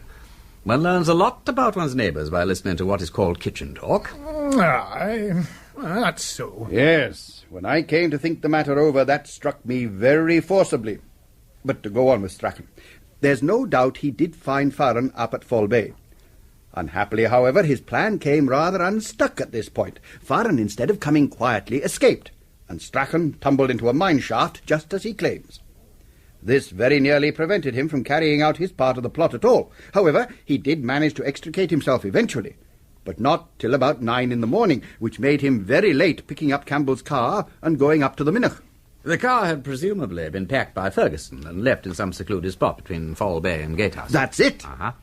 And after Ferguson had hidden the car, I take it he went back home, ate his breakfast, and then caught the omnibus for Gatehouse Station. Exactly. He must have been full of breakfast by that time, having already eaten Campbell's. My dear man, if you're covering up a murder, you wouldn't let a trifle like a second breakfast stand in your way. If I were covering up a murder, I would feel no appetite even for one breakfast. Constable Duncan is unamused. I take it you have a theory, Duncan, which conflicts with those so far offered. Aye, sir, I have. Them two theories is just fine, and I'm not saying the contrary. But man, they're just awful complicated. It makes my head spin only to think of them. Well, if you've a better or simpler idea to offer, by all means put it forward. I was just thinking, and begging your pardon, Dr. Cameron, whether it was not after all possible that the man was killed the same day he was found. You'll not be offended, Doctor. Not at all. Speak out your mind, man. This business of speaking to the precise time of death is not so easy as you'd think by reading detective novels. In my experience, the older a medical man gets, the less willing he is to make ex cathedra pronouncements, and the more he learns that nature has her own way of confounding self-confident prophets. I've just been reading a wee book about the subject. It's a grand book, and it was given me by my father for my last birthday. It's called Forensic Medicine and Toxicology by Dixon Mann, and there's grand reading in it for a man in our profession. There's a passage in it which I'd like to get your opinion on, Doctor. It's about the death stiffening. Rigor mortis? Aye. Now, here's what this man says, and he'll be a great authority, for my poor father paid a terrible deal of money for the book. Under ordinary circumstances, the skeletal muscles begin to stiffen in from 4 to 10 hours after death. 4 to 10 hours. Now, that's a margin of 6 hours error, is it not, Doctor? Aye. And here again he says, the average duration of cadaveric rigidity, that is of this rigor, is 24 to 48 hours. Will you allow, maybe, that this great authority isn't so very precise? I'll allow that, yes. Now then, Doctor, when you saw this corpse at 3 o'clock on Tuesday afternoon, how stiff was he? He was quite stiff. That is, to employ the stately language of your great authority, the cadaveric rigidity was fully established. This made it probable that the man had been dead for not less than 6 hours, and possibly as much as 17 hours. However, Campbell was a man in vigorous health, and he died from a sudden blow. If you consult that authority of yours a bit further on, Duncan, you'll see it says that, under these conditions, the onset of rigor is likely to be slow. In other words, he died probably 12 hours at least before his body was found. All the evidence indicates that, Mr. Fiskell. Aye, Doctor, but according to Dixon Mann, when the subject is exhausted and depressed in his physical strength, the rigidity may come on very quick. Now, I was thinking that yon Campbell, with all his fighting and whisky drinking, must have passed an awful exhausting night. Then he's away out early in the morning without his breakfast, as was established by examination of his insides, and drives his car 27 mile. Well, would he not be sufficiently exhausted with all that to stiffen up quick when he was killed? You seem to have thought this out, Duncan. I see I shall have to be very careful. Well, there are very few things impossible in nature, and an error in diagnosis is not one of them. It is possible, though I would say highly unlikely, that Campbell was not killed until Tuesday morning. Ugh, what are you getting at, Duncan? It's to be hoped you can give a good reason for your presumption. You'll kindly excuse him, Doctor. Duncan's a good lad, but he's overzealous. Sergeant and sirs, the point I started from was this, that out of all 6 suspects, there's not one that's been proved to have been nigh the place where the corpse was found, only Mr. Graeme. Aye, that's a fact. Of course, he says now that he was poaching with Jimmy Fleming, and Jimmy will bear him out that he was with him all Tuesday morning. But heck, Jimmy Fleming's the biggest liar in the stewartry. For by Graeme is well liked by that poaching lot. There's not a man among them that wouldn't swear to a wee lie or so to protect Graeme. Aye, that's true enough, and it's no need for them to be telling such a big lie, neither. They'd be up half the night with their poaching and sleeping half the day. What's to hinder Graeme walking off and painting his picture without them knowing? What indeed, Inspector? Say Campbell arrives at the Minnock at 8:30, sits down and gets his painting things out. Graeme, taking his morning walk, gets along there at, say, 8:45. They quarrel, and Campbell is knocked into the river and killed. At 9 o'clock summertime, Graeme might reasonably begin to do his painting. It takes him an hour and a half, we know that, because we've seen him do it. Well, at least I have. That brings us to 10:30. But we know he was still there at 11:05, so we'll have to give him till then. That's quite likely, because if, when I saw him, he was merely copying his own painting, he'd probably do it quicker than his original effort. As soon as he's finished, and the road is free of inquisitive passers-by, he strolls back to his sleeping friends, who will subsequently be ready to swear that they never took their eyes off him the whole time. That's your theory, is it, Duncan? Aye, that's it. And it's not a bad one either, as far as it goes. But it has at least 3 snags. But I dare say that they could be demolished with a little goodwill. First, the doctor has got to be all wrong with his calculations. But as he doesn't seem to mind that, neither need we. Secondly, who ate Campbell's breakfast? We know someone did, because Mrs. Green reported egg and bacon missing and a dirty plate on the table. Well, we can suppose that, having drunk rather deeply the night before, he nevertheless courageously cooked his egg and rasher, and having cooked them, didn't like the look of them and shot him into the fire. However, the big snag in Duncan's ingenious reconstruction, it seems to me, is the man who saw Campbell's car on its way up to the Minnoch at the advanced hour of 9:35. I'm afraid Duncan hasn't accounted for him at all. Still, we can say that he was mistaken. If a doctor can be mistaken, so can an honest workman. He didn't see the number of the car, so it may have been another Morris. Ah, but he reported all the piled-up stuff under the rug at the back, and the driver's conspicuous hat and cloak. You can't get away from them, Wimsey. Can't I? Yes, you don't know me. I could get away from a galloping fire engine. You've been advertising for a Morris car driven by a man in a loud cloak with a pile of luggage behind, haven't you? Well, you know what happens when you advertise for things. A man sees something that corresponds to part of the description and imagines the rest. Probably 20 cars drove over the main road from Castle Douglas to Stranraer that morning, and probably half of those had luggage in them. Several of them may have been driven by gentlemen whose dress was more noisy than discriminated. Your man had no very particular reason to notice the car at the time, except that he shot out on it unexpectedly. If the truth were known, he was probably riding carelessly himself. The car got in his way and annoyed him, and if he can persuade himself that he had an encounter with a desperado fleeing from justice, he's not going to stick at remembering a few things that weren't there. There are plenty of people who are always ready to remember more than they saw. That's awful true. I'll tell you a thing I like about this theory of Duncan's. It makes it appear likely that the crime was unpremeditated. Now, it's more likely that Graeme, coming suddenly upon Campbell like that, should quarrel with him and knock him down, than that anybody should contrive a scheme to carry a dead body all those miles and plant it in so awkward a place. The place was more or less forced on the murderer, was it not, by Campbell's expressed intention of painting there that day? To an innocent man, that supposition would present no difficulty at all. But a murderer might well be over-particular, even to the point of risking the miscarriage of his plans by an unnecessary verisimilitude. That's true, Inspector. And since it's clear that you're not altogether satisfied with any of the theories, let's have yours now. Thank you. I believe, Mr. Fiscal, that Gowan killed Campbell when they fought in the middle of the main Kirkcudbright to Gatehouse Road at 9:45 on Monday night.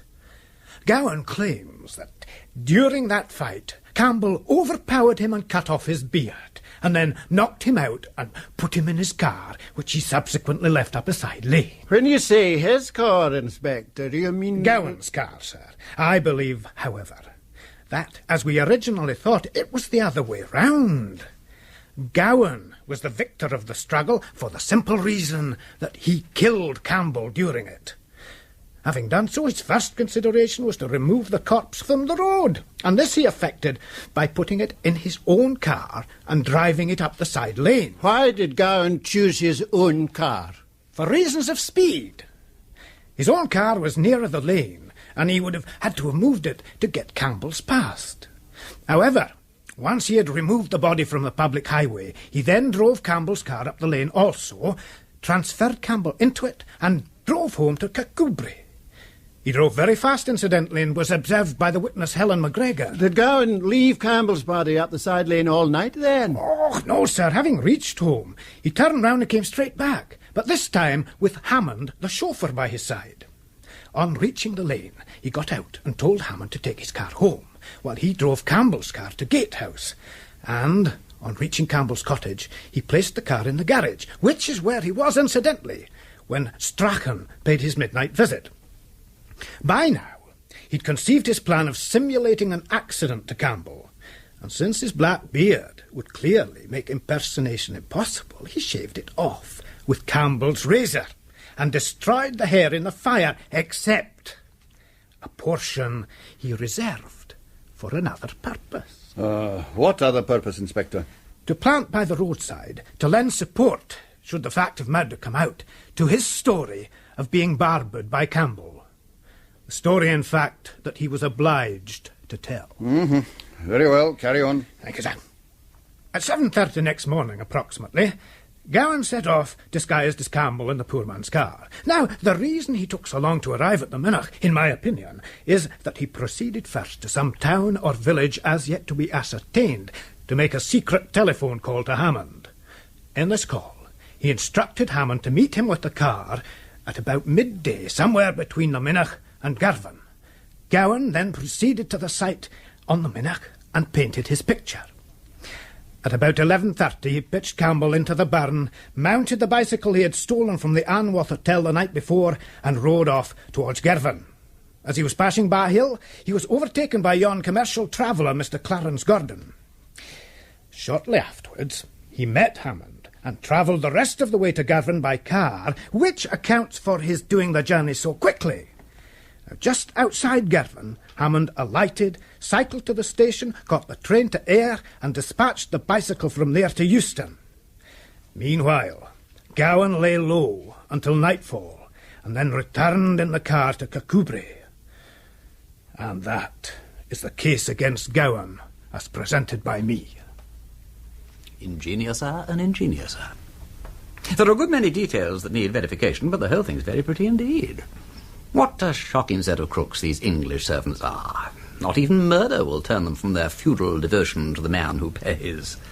You're trying to make a fool of me, my lord. Oh, indeed no, indeed no. One thing in your story pleases me particularly, and that is that you've bravely tackled the business of the bicycle at Euston, which everybody else has fought shy of. Constable Ross, you've been splendidly silent for a long time, but I perceive from your manner that you at last have something to say. Moreover, I suspect that to you also the word bicycle has not been devoid of significance. Would I be correct? Aye, my lord. But not that bicycle. Another one. Another one? Yeah, then with permission of these other gentlemen, I should greatly like to hear your version of the matter. Chief Constable? Carry on, Ross. Aye, thank you, sir. Well, the thing that's in my mind is this man Waters, who had yon fight with Campbell on Monday night in the McLennan Arms here, and then disappeared for 5 days. Well, he is a very unsatisfactory alibi to my way of thinking. He claims he spent those 5 days sailing with an old friend, a Mr. Tom Druitt. Is that correct? Aye, Mr. Fiscal. But we haven't established communication with this man Druitt and his sailing yacht, and even if we had, and he confirmed Waters was with him the whole time, well, who's to say he's not in it too? Well, what's your idea then, Ross? Well, Sir Maxwell, 'tis this, and 'tis awful clear to simple to my thinking. Now, here's Campbell, foul as a puggy and looking for trouble. Oh, he has a row with Waters, and he says it'll not end there. So later that night, after his fight with Gowan, he drives back to Kirkcudbright and chucks stones at Waters' window. Well, Waters comes down, and there they go away to his studio to fight it out, and Campbell's killed. Well, Waters is now in an awful pickle, and doesn't know what to do. Well, he's coming out of the studio in a distracted condition when he meets his friend Druitt, that's visiting there with his hired car. And they put their heads together and makes a plan. But while Waters goes away in Campbell's car and does the gatehouse end of the business, Druitt will go back to Mrs. MacLeod's lodging house and impersonate Waters. Well, you'll mind that Mrs. MacLeod didn't set eyes on Waters at all after she saw him go out at midnight. You mean Druitt at Waters' breakfast and all? Aye, sir. Yeah, be an awful risk. Well, aye, but murderers mun take half the risks. After breakfast, Druitt goes aboard at the Doon. Oh, he was the man as was seed, and of course the reason Waters' bicycle wasn't found down there was because he took it with him up to the Minnoch. So after painting the picture, Waters bicycled across country to somewhere like Lady Bay and was picked up by Druitt in the yacht. Aye, my lord. And Waters' bicycle? Well, in my opinion, it's down in the deep waters between Arran and Stranraer, and you'll never see it more till it rises out of the sea to bear witness on the great day of judgment. Well, unless you search for it with deep-sea tackle. Man, it's as plain as the nose on your face. Well, all these theories are very interesting, gentlemen, but they're all conjectural. I congratulate you all extremely upon your ingenuity and hard work. But to say which theory is the most probable is a harder choice than that between Portia's caskets. However, we can at least feel certain that one among the 5 theories presented to us must be the true one, and that's something. Do you not think so, Lord Peter? Yes, Wimsey. Are you in a position to give a casting vote? Which of our suspects is the murderer? This is the proudest moment of my life. At last, I really feel like Sherlock Holmes. A chief constable, a police inspector, a police sergeant, and 2 constables have appealed to me to decide between their theories. And with my chest puffed out like a pouter pigeon, I can lean back in my chair and say, gentlemen... Yes? You are all wrong.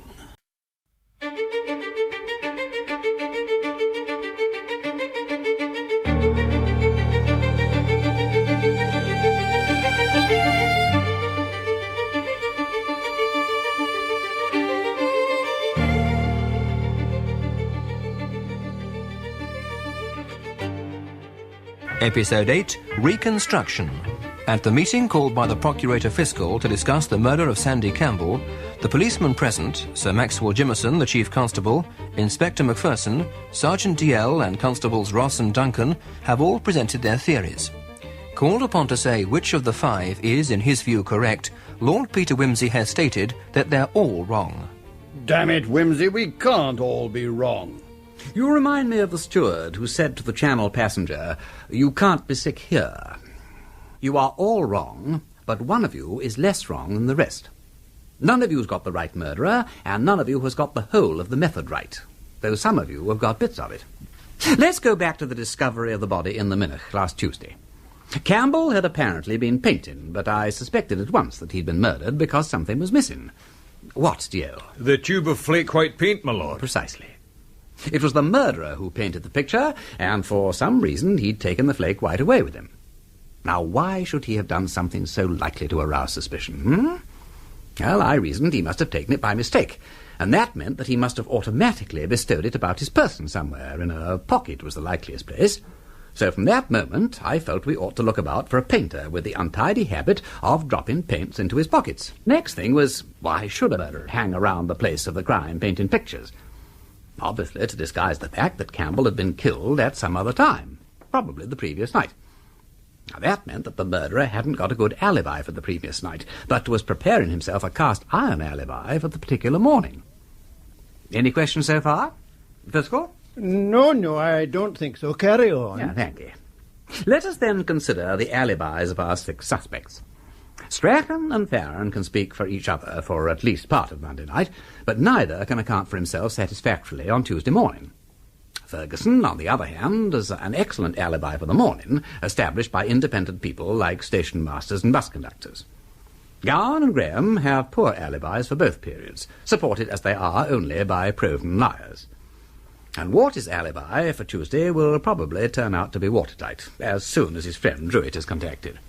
Now, what you are all panting to know is, what do these 6 people do with their colours? Which one drops his paints into his pocket, Which one, my lord? Well, I've watched all of them at work in the past week. They're all except Garn, that is, and I found out about him from Graeme and Waters. He's a fearfully spick-and-span fellow, it seems, and can't paint without having everything just so. Not our man, in short. Waters habitually chucks his paints into a satchel. Consequently, with Campbell's satchel handy, he would naturally have chucked them into it. Graeme puts his tubes on the ground or in his hat. Faren uses a sketching box. While watching Strachen, I took the opportunity to abstract a tube of cobalt, but he missed it instantly when he came to pack up, though he was all of a dither at the time. So he obviously wasn't the man to go off with an incriminating tube of flake white in his pocket. And finally, we come to Ferguson. Ferguson always puts paint in his pocket. I saw him do it. Ferguson and nobody else faked that picture and established that alibi. And Ferguson murdered Campbell. But that's all very well, Wimsey, and it sounds quite convincing, but unless you can break down Ferguson's Tuesday morning alibi, it goes for nothing at all. We know that he caught the bus from Gatehouse up to the railway station, and he was seen to board the 9-8 to Dumfries. His ticket was duly punched at Maxwell Town, between Gatehouse and Dumfries, and again at Hurlford and at Mauchline between Dumfries and Glasgow St Enoch. The train arrived at Glasgow at 2:16, and at 10 minutes to 3, he was in the showrooms of Sparks and Crisp, motor salesman, inquiring about having his magneto repaired. Now, if he was doing all that, how could he have been up at the Minnoch 40 miles away pretending to be Campbell? Now, wait a minute. I'll tell you what I propose to do, with your permission. Tomorrow is Tuesday again, and we shall find all the trains running as they did on the morning of the alibi. We will go down to Campbell's cottage tonight and reconstruct the whole course of events from beginning to end. I will play Ferguson and will undertake to show you exactly how the thing was worked. Now then, we shall want a smallish, heavyish man to be Campbell. All the police blokes are too big. Yeah, I'm afraid it'll have to be you, Sir Maxwell. Oh, I don't mind, provided you stop short at throwing me into the burn. No, I won't do that. But you will have to do some very uncomfortable motoring, I'm afraid. Oh. Then we shall want 2 observers. One to stay with the corpse, and one to keep an eye on me. And they'll get a lot of strenuous exercise. How about you, Fiscal? No, I'm out old for traipsing about the country. Then it had better be Inspector MacPherson and Sergeant L. You can come as a passenger, Fiscal, if you like. All right, thank you. Ross and Duncan had better watch Ferguson in case he bolts. And we'll all start by having a very good dinner. The excitement officially begins at Ferguson's cottage at 10 o'clock.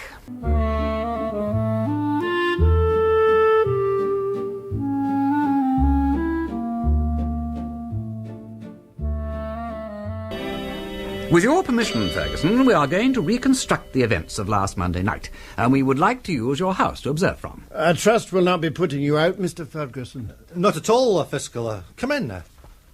What happens first, Wimsey? Well, shortly after 10, you started getting ready for bed, isn't that right? Yes. Would you do that now, please? Yes, of course. Do I put out the light? Did you put out the light? Yes. Put it out, then. Do I go to bed? Did you go to bed? Yes. Go to bed, then. Now, then. Listen. Here comes Sir Maxwell. Do you hear that, Ferguson? Yes. What is it? Campbell's car. Right here. Thank you. Here we go. What the bloody hell are you doing, Campbell? Mind where you're going, you drunken ass. You'll have that wall down again. Oh, not you again. Who the blazes do you think you are? Get out of my way. Oh, shut up. Right. I've had enough of you. You filthy drunken oaf. I'll settle your hash once and for all. Take that. Oh. And that. Oh. Ow. Oh. There we are. Oh. Bang. Ow. Bang. Oh. Ow. Oh. All right, Chief. All right, Chief. All right, Chief. Lie down there. That's enough. Oh. That'll teach you, you loud-mouthed bastard. Campbell. Oh, my God, no. No. Campbell. Wake up. Is he dead yet, my lord? Oh, hello, Sergeant. As mutton, I'm afraid. Uh-huh. How did Ferguson take it upstairs? Badly. But he denies it, says he heard nothing of the kind. Naturally, he would. I told him the fight had probably taken place in the road, but it was more convenient to do it now in private. Did he accept that? I don't know. But he asked if he could go to the Hanworth Hotel for the night. Inspector MacPherson doesn't see why not. Ross and Duncan will keep watch. Good. I hope you'll sleep well. Could you fetch some whiskey, Sergeant? My lord. I'll bring it out. Thank you. Right, corpse. I am now going to carry you into the garage. Up! Oh, I see. All right, shut up, sir. You're dead. Don't you understand? And I can't drag you. I might leave marks. Here we go. Steady the buffs. Now then, down you go gently. There. Now I have got to start thinking out my plan of escape. Can't I make it look like an accident? That's it. The accident's the thing, and an alibi. Wimsey. I'm sorry, grown restive corpse. All right, here comes the Earl with the whiskey. You can sit up now and we'll all have a drink. Thank you. Thank you, Sergeant. My lord. Now listen, both of you. My overmastering necessity is to get to Glasgow tomorrow because I have announced my intention of going, and I shall be feeling morbidly nervous about making any changes of plan. Now here we have the great work of literature, the LMS timetable. Style slightly telegraphic, but packed with interest. I got it out of Ferguson's place just now, on the road map too. Now then, after studying these for half an hour or so, I shall have thought out a plan of action. It'll be something like this. After depositing Campbell in the Minnock at 11:25 tomorrow morning, I shall bicycle to Bar Hill, here, and catch the 12:35 to Glasgow. Incidentally, I shall have to steal a bicycle sometime tonight, and I'd be grateful if you could provide one, DL, because the real one's still sitting patiently at Euston, waiting to be picked up. You mean the bicycle stolen from the Anworth Hotel comes into it after all? Yes, it does. But, my lord, the traveller we on bicycle caught the train further up the line at Girvan. He didn't go to Bar Hill. No. I think something happened to make him change his mind. He was seen at Bar Hill, though, DL, by our commercial traveller friend, Mr. Clarence Gordon. Aye, my lord, but Mr. Gordon overtook him in his car. Ah, the sergeant's correct, Wimsey. I mean, you yourself calculated that the bicyclist would have had to travel at 24 miles an hour between Bar Hill and Girvan in order to catch that train. Are you saying that Ferguson is capable of that kind of speed? You'll see, Chief. Let's come back to the present. Between now and morning, I, in my role as murderer, you understand, shall prepare Campbell's cottage to give the appearance that he slept the night and breakfasted as normal. Now, another thought. All this alibi I'm preparing depends, as you will see, on my catching the 9:08 train from Gatehouse tomorrow morning. But I told a whole lot of people that I was going to drive to Dumfries and take the 7:35 from there. Now, why should I change my mind? It'll look very funny. I know. The car. Something wrong with the car. Now, let me... magneto trouble. Yes, that's good. I'll bash the magneto with a spanner and then take it along for repair to Sparks and Crisp in Glasgow tomorrow. Yeah, that should help my alibi, too. What else? I am spending the night in Glasgow, so I must pack an attache case. Also a Burberry and a soft hat. Oh, and some sun glare glasses belonging to Campbell I saw in his cottage. They'll be a good aid to disguise. And that's about it until morning. Apart from going out and stealing the bicycle. What happens in the morning, Wimsey? Well, we will get up at about 5. My first job will be to dampen Campbell's shaving brush and toothbrush and so on, and leave the soap and towels wet too. After that, I shall eat Campbell's breakfast. Then it'll be time to load up the car, which won't be much fun for you, I'm afraid, Chief, as you'll have to go between the seat and the floor with all the painting equipment and the bicycle on top. Oh, thank you very much. At 6:15, we leave home. For the Minnoch? Oh, heavens no. No, I shall leave the car somewhere on the old Creetown Road, hidden behind a wall. Not more than a few hundred yards from Gatehouse Station, I hope. Then I shall walk back here, keeping out of sight. At 8 o'clock, when Mrs. Green arrives, I shall be eating my own breakfast. And at 8:30, I shall catch the bus back to Gatehouse Station in time to catch the 9:08 to Dumfries. I still don't quite understand that part, Wimsey. I mean, if you catch the 9:08, how will you get up to the Minnoch? You'll see, Chief, you'll see. Or rather, you won't, because you'll be in the car with the L. But Inspector MacPherson will be with me at Gatehouse Station. He'll tell you what transpired. All will be revealed by, let's say 9:15 tomorrow morning. Hello, Chief. Wimsey. My lord. Where on earth have you sprung from? You're meant to be on the train. Yes, well, as I said, Inspector MacPherson will explain. Well, carry on, Inspector. Thank you, my lord. Yeah, you should have been there, Sir Maxwell. And you, Sergeant. His Lordship and I were standing on the platform. The train came in. His Lordship shook my hand and climbed aboard, exchanging a wee joke with the guard, as I dare say Mr. Ferguson did last week, to draw attention to himself, you can. But suddenly, it occurred to me that I ought to be with his Lordship. Well, I darted to the carriage window and looked in. He wasn't there. The compartment was empty. the oldest dodge in the whole bag of tricks. He'd gone in one side and out the other. Do you mean to say that's what Ferguson did, Wimsey? I do. There's a path through the station master's garden, which is on the other side of the line.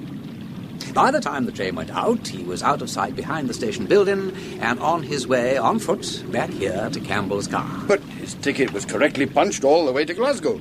So it was. Well, we'll cross that bridge when we come to it. Come along, we're keeping the fiscal waiting in the other car. Let's get you packed up again, Corpse. I'll put on Campbell's hat and cloak, and then, next stop, the Minnoch.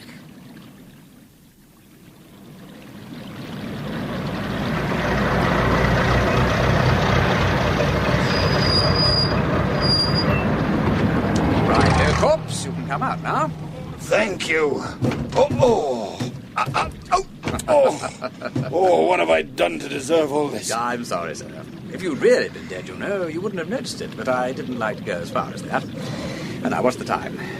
Just on 10 o'clock. Splendid. We have now got an hour and a half.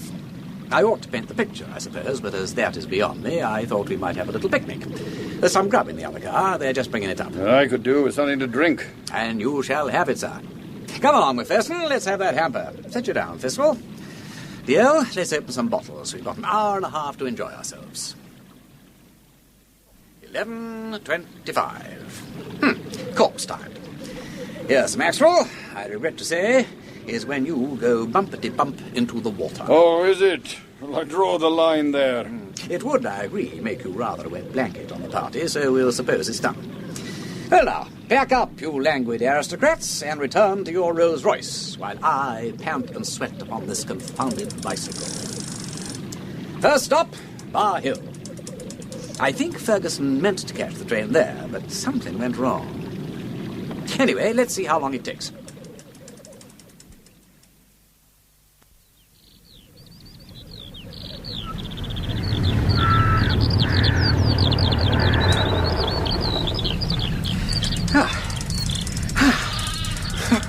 Well, I'm right, you see. It's 12:33 now, and the train isn't due till 12:35. Oh, I could do it. Perhaps Ferguson started late and missed it. I don't know why. Listen, here he comes. Yes, and she's right on time.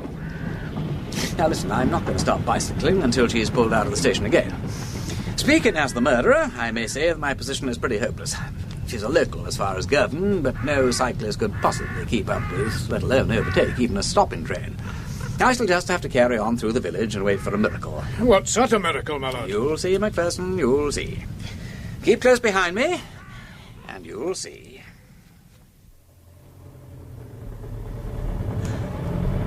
The train's well ahead now, Fiscal. I don't see how he'll get to Girvan by 1:06. There's a car coming up behind us, Inspector. Gosh, it's our old friend Clarence Gordon on his weekly run. I'll wave him on. This is exactly the point at which he said he overtook a cyclist. There he goes. Look, Inspector. His lordship's caught hold of the back. That's how he did it. A free ride all the way to Girvan. How splendid. Chief Constable? Indeed. I will hope his lordship's not killed. Oh, he's safe enough, providing his tyres hold out. That's a very long-headed young man for all his blether. At this rate, we'll be beating the train, all right. We ought to pass at Penmore, sir. And, with luck, we'll all be aboard at Girvan.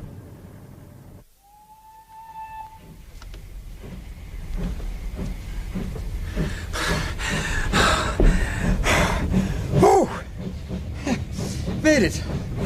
Oh, I say. Everyone all right? Aye, my lord. We're fine, my lord. And may we say, well done, Wimsey. Quite splendid. Thank you. Yeah, it's all gone very prettily so far, hasn't it? Damn, this thing is like flypaper. What on earth is it? It's a luggage label for Euston. Simple as shielded peas. I pinched it while the porter chappie was wheeling my bike off to the guard's van. Already gummed, too. Fortunately, the pigeonhole was labelled, so I didn't have to hunt for it. Is that for the bicycle? Correct, Chief. I shall just slap this on when I take the bicycle off at air and leave the machine leaning against a wall, confident that some efficient myrmidon of the railway company will eventually bung it on the London train. So that's how the trick was done. We knew no labels had been taken at air, certainly not while this train was waiting at the platform. That's the right thinking, DL. I, as murderer, want to get to Glasgow as quickly as possible, and therefore I must travel on this train, which is an express from Ayr on. Now, she waits 6 minutes at Ayr, and in that time I shall leave the station, pop into a back street public convenience, change my cap for a soft felt hat, and put on the Burberry. I shall also remove these spectacles. This label means I won't have to waste any of those 6 minutes getting rid of the bicycle. But, Lord Peter, you're not forgetting, are you, that this train does not reach Glasgow St Enoch until 2:55? And according to these motor people, Sparks and Crisp, Mr. Ferguson was in their showrooms at 10 minutes to 3. That's what they say. But Ferguson didn't say that. He said about 3. I fancy, with luck, we may be able to reconcile those two statements. We shall take a fast taxi from St Enoch and see. Well, this is Sparks and Crisp, gentlemen. The time is 3:05. Don't let's all go up to the counter in a bunch.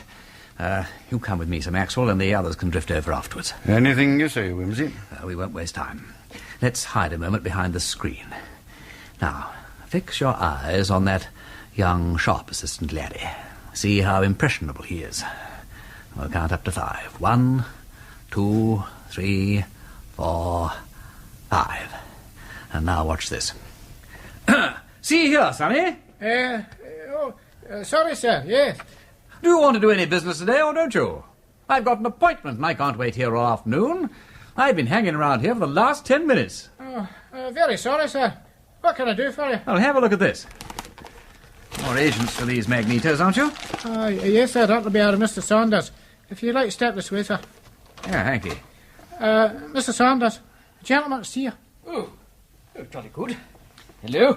Now, look here, old horse. You've seen this magneto before, I fancy? Yes. All right, Burkett, thank you. Yes, to be sure, quite. Number XX/47302. Yes, now, when do we have number XX/47302 through our hands, Miss Madden? One moment, sir. Yes. It came in for repairs exactly a week ago, Mr. Saunders. It belongs to a Mr. Ferguson of Gatehouse of Fleet. He brought it in himself. Defect in armature winding.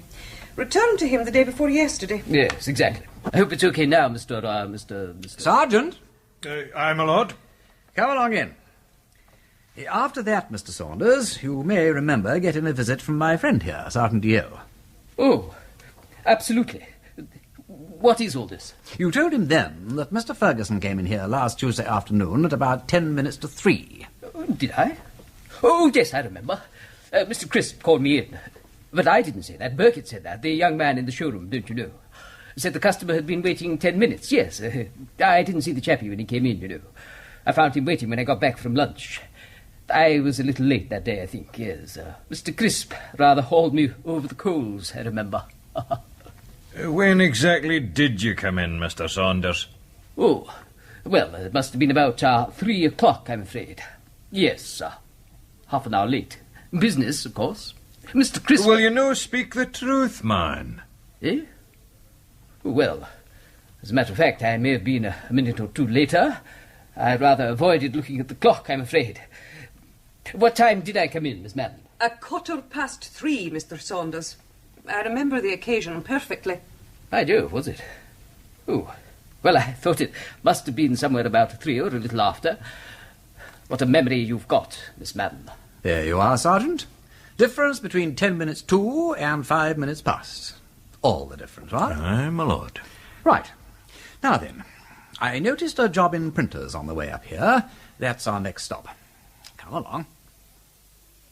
Good afternoon. I want to buy a few metal types, rather like these on this piece of paper. They must be this size, and as near in character as you can supply them. Oh, that'll be 5 point. The nearest thing to it would be Clarendon caps. Aye, we can give you that, if you weren't wanting a great weight of it. Oh, dear, no. I only want 5 letters, A, E, L, M, and S, and a complete set of figures. Very good. By the way, did you have a gentleman in here asking for the same thing a week ago? Oh, no, sir. I would mind it well enough. It would be a rather uncommon transaction. Oh, didn't you? Oh, well, it doesn't matter. Better get a trade directory, Sergeant, and count out all the printers. And yes, wait. Yes, indeed. The people who sell bookbinding materials. Ferguson must have got these somewhere, unless, of course, he brought them with him, which isn't very likely. I didn't understand, my lord. You will. Come to the station master's office at St. Enoch as soon as you can. The rest of us, meanwhile, are going somewhere quiet to do some printing. Somewhere like a hotel bedroom. Now, gentlemen, we come to the crucial point of our investigation. How did Ferguson manage to present a properly punched ticket at the St. Enoch barrier for a train journey he had not undertaken? Well, I've been making inquiries. Between Gatehouse and Glasgow, on the 9:08 a.m. train, a ticket stands to be punched 3 times. The first time is at Maxwelltown, where a horrible set of indented letters and numerals is produced. To be exact, LMS on top and 42E underneath. At Hurlford, something like a squat figure 1 is removed from the side of the ticket. And at Mauchline, another cipher code, to wit, LMS on top and 23A underneath is used. Ferguson, with his artist's eye and remarkable visual memory, remembered them. And we, with the help of these letters and instruments, are now going to forge the punch marks on this ticket, after which we will present ourselves at the ticket barrier at St. Enoch. Excuse me. Aye, sir? Good evening, good evening. I think you were on the barrier when I came in on the 2:16 this afternoon, right? Now, do you know that you let me get past without giving up my ticket? But I don't want to get you into trouble, my good fellow, so I brought you the ticket, and if I were you, I'd just slip it in with the others and say no more about it. But you will be more careful in future now, won't you? Sir, I dinna ken what you'll be up to, but I'll no be had twice that way within the week. Come on. I'm a police officer and I'll trouble you to attend to me. Have you had the same thing happen to you before? Aye, exactly a week ago. A gentleman did exactly what this gentleman has just tried to do. Now, here comes DL with the station master. You were quite right, my lord, about Ferguson having gone to a printer. I found the man. Last week, a gentleman corresponding to Ferguson's description came in and explained he was doing a little amateur bookbinding and wanted to punch the spines of a set of volumes which were to be labelled Samuel 1, 2, 3 and 4. And that series contains all the letters and numbers necessary. Aye, my lord. Then the case against Ferguson is complete. Very sad. I rather like Ferguson. I couldn't stick Campbell at any price. I rather wish... It can't be helped, my lord. Murder is murder, you can't. Not always, Inspector. Not always.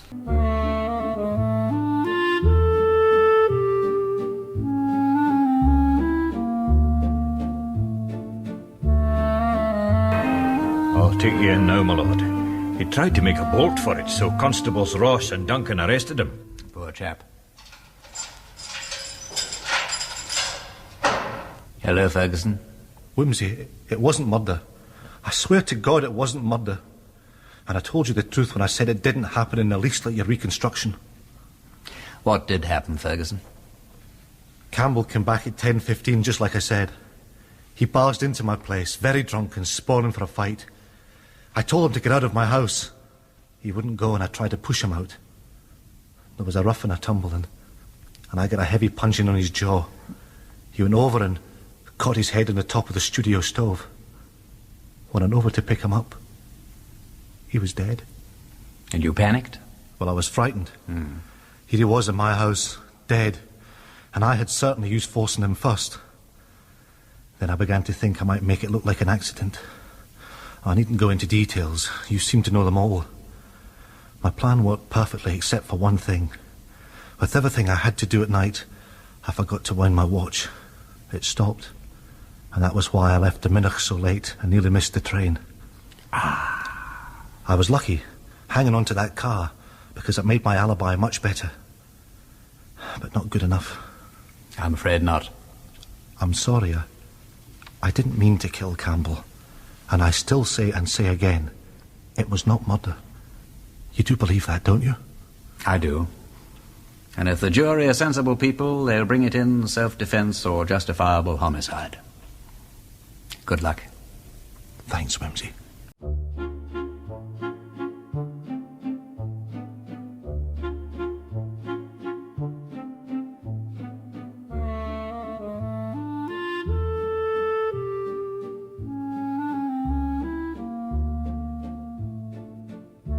And there we leave the windswept hills of Kirkcudbright, friends, with Lord Peter Wimsey once again proving that no alibi, however clever, can withstand a clear mind and a steady eye. The 5 red herrings are swept aside, the truth laid bare. If you enjoyed tonight's journey into Dorothy L. Sayers' Scotland, do help keep Detective Radio alive. Subscribe to the channel, tap the bell so you'll know when the next mystery drops. And leave a comment below to tell us your favorite moment or your theory about the case. We read every note you send, and your thoughts shape the stories we choose next. Until we meet again for another mystery, this is Edward wishing you a very good night and happy sleuthing.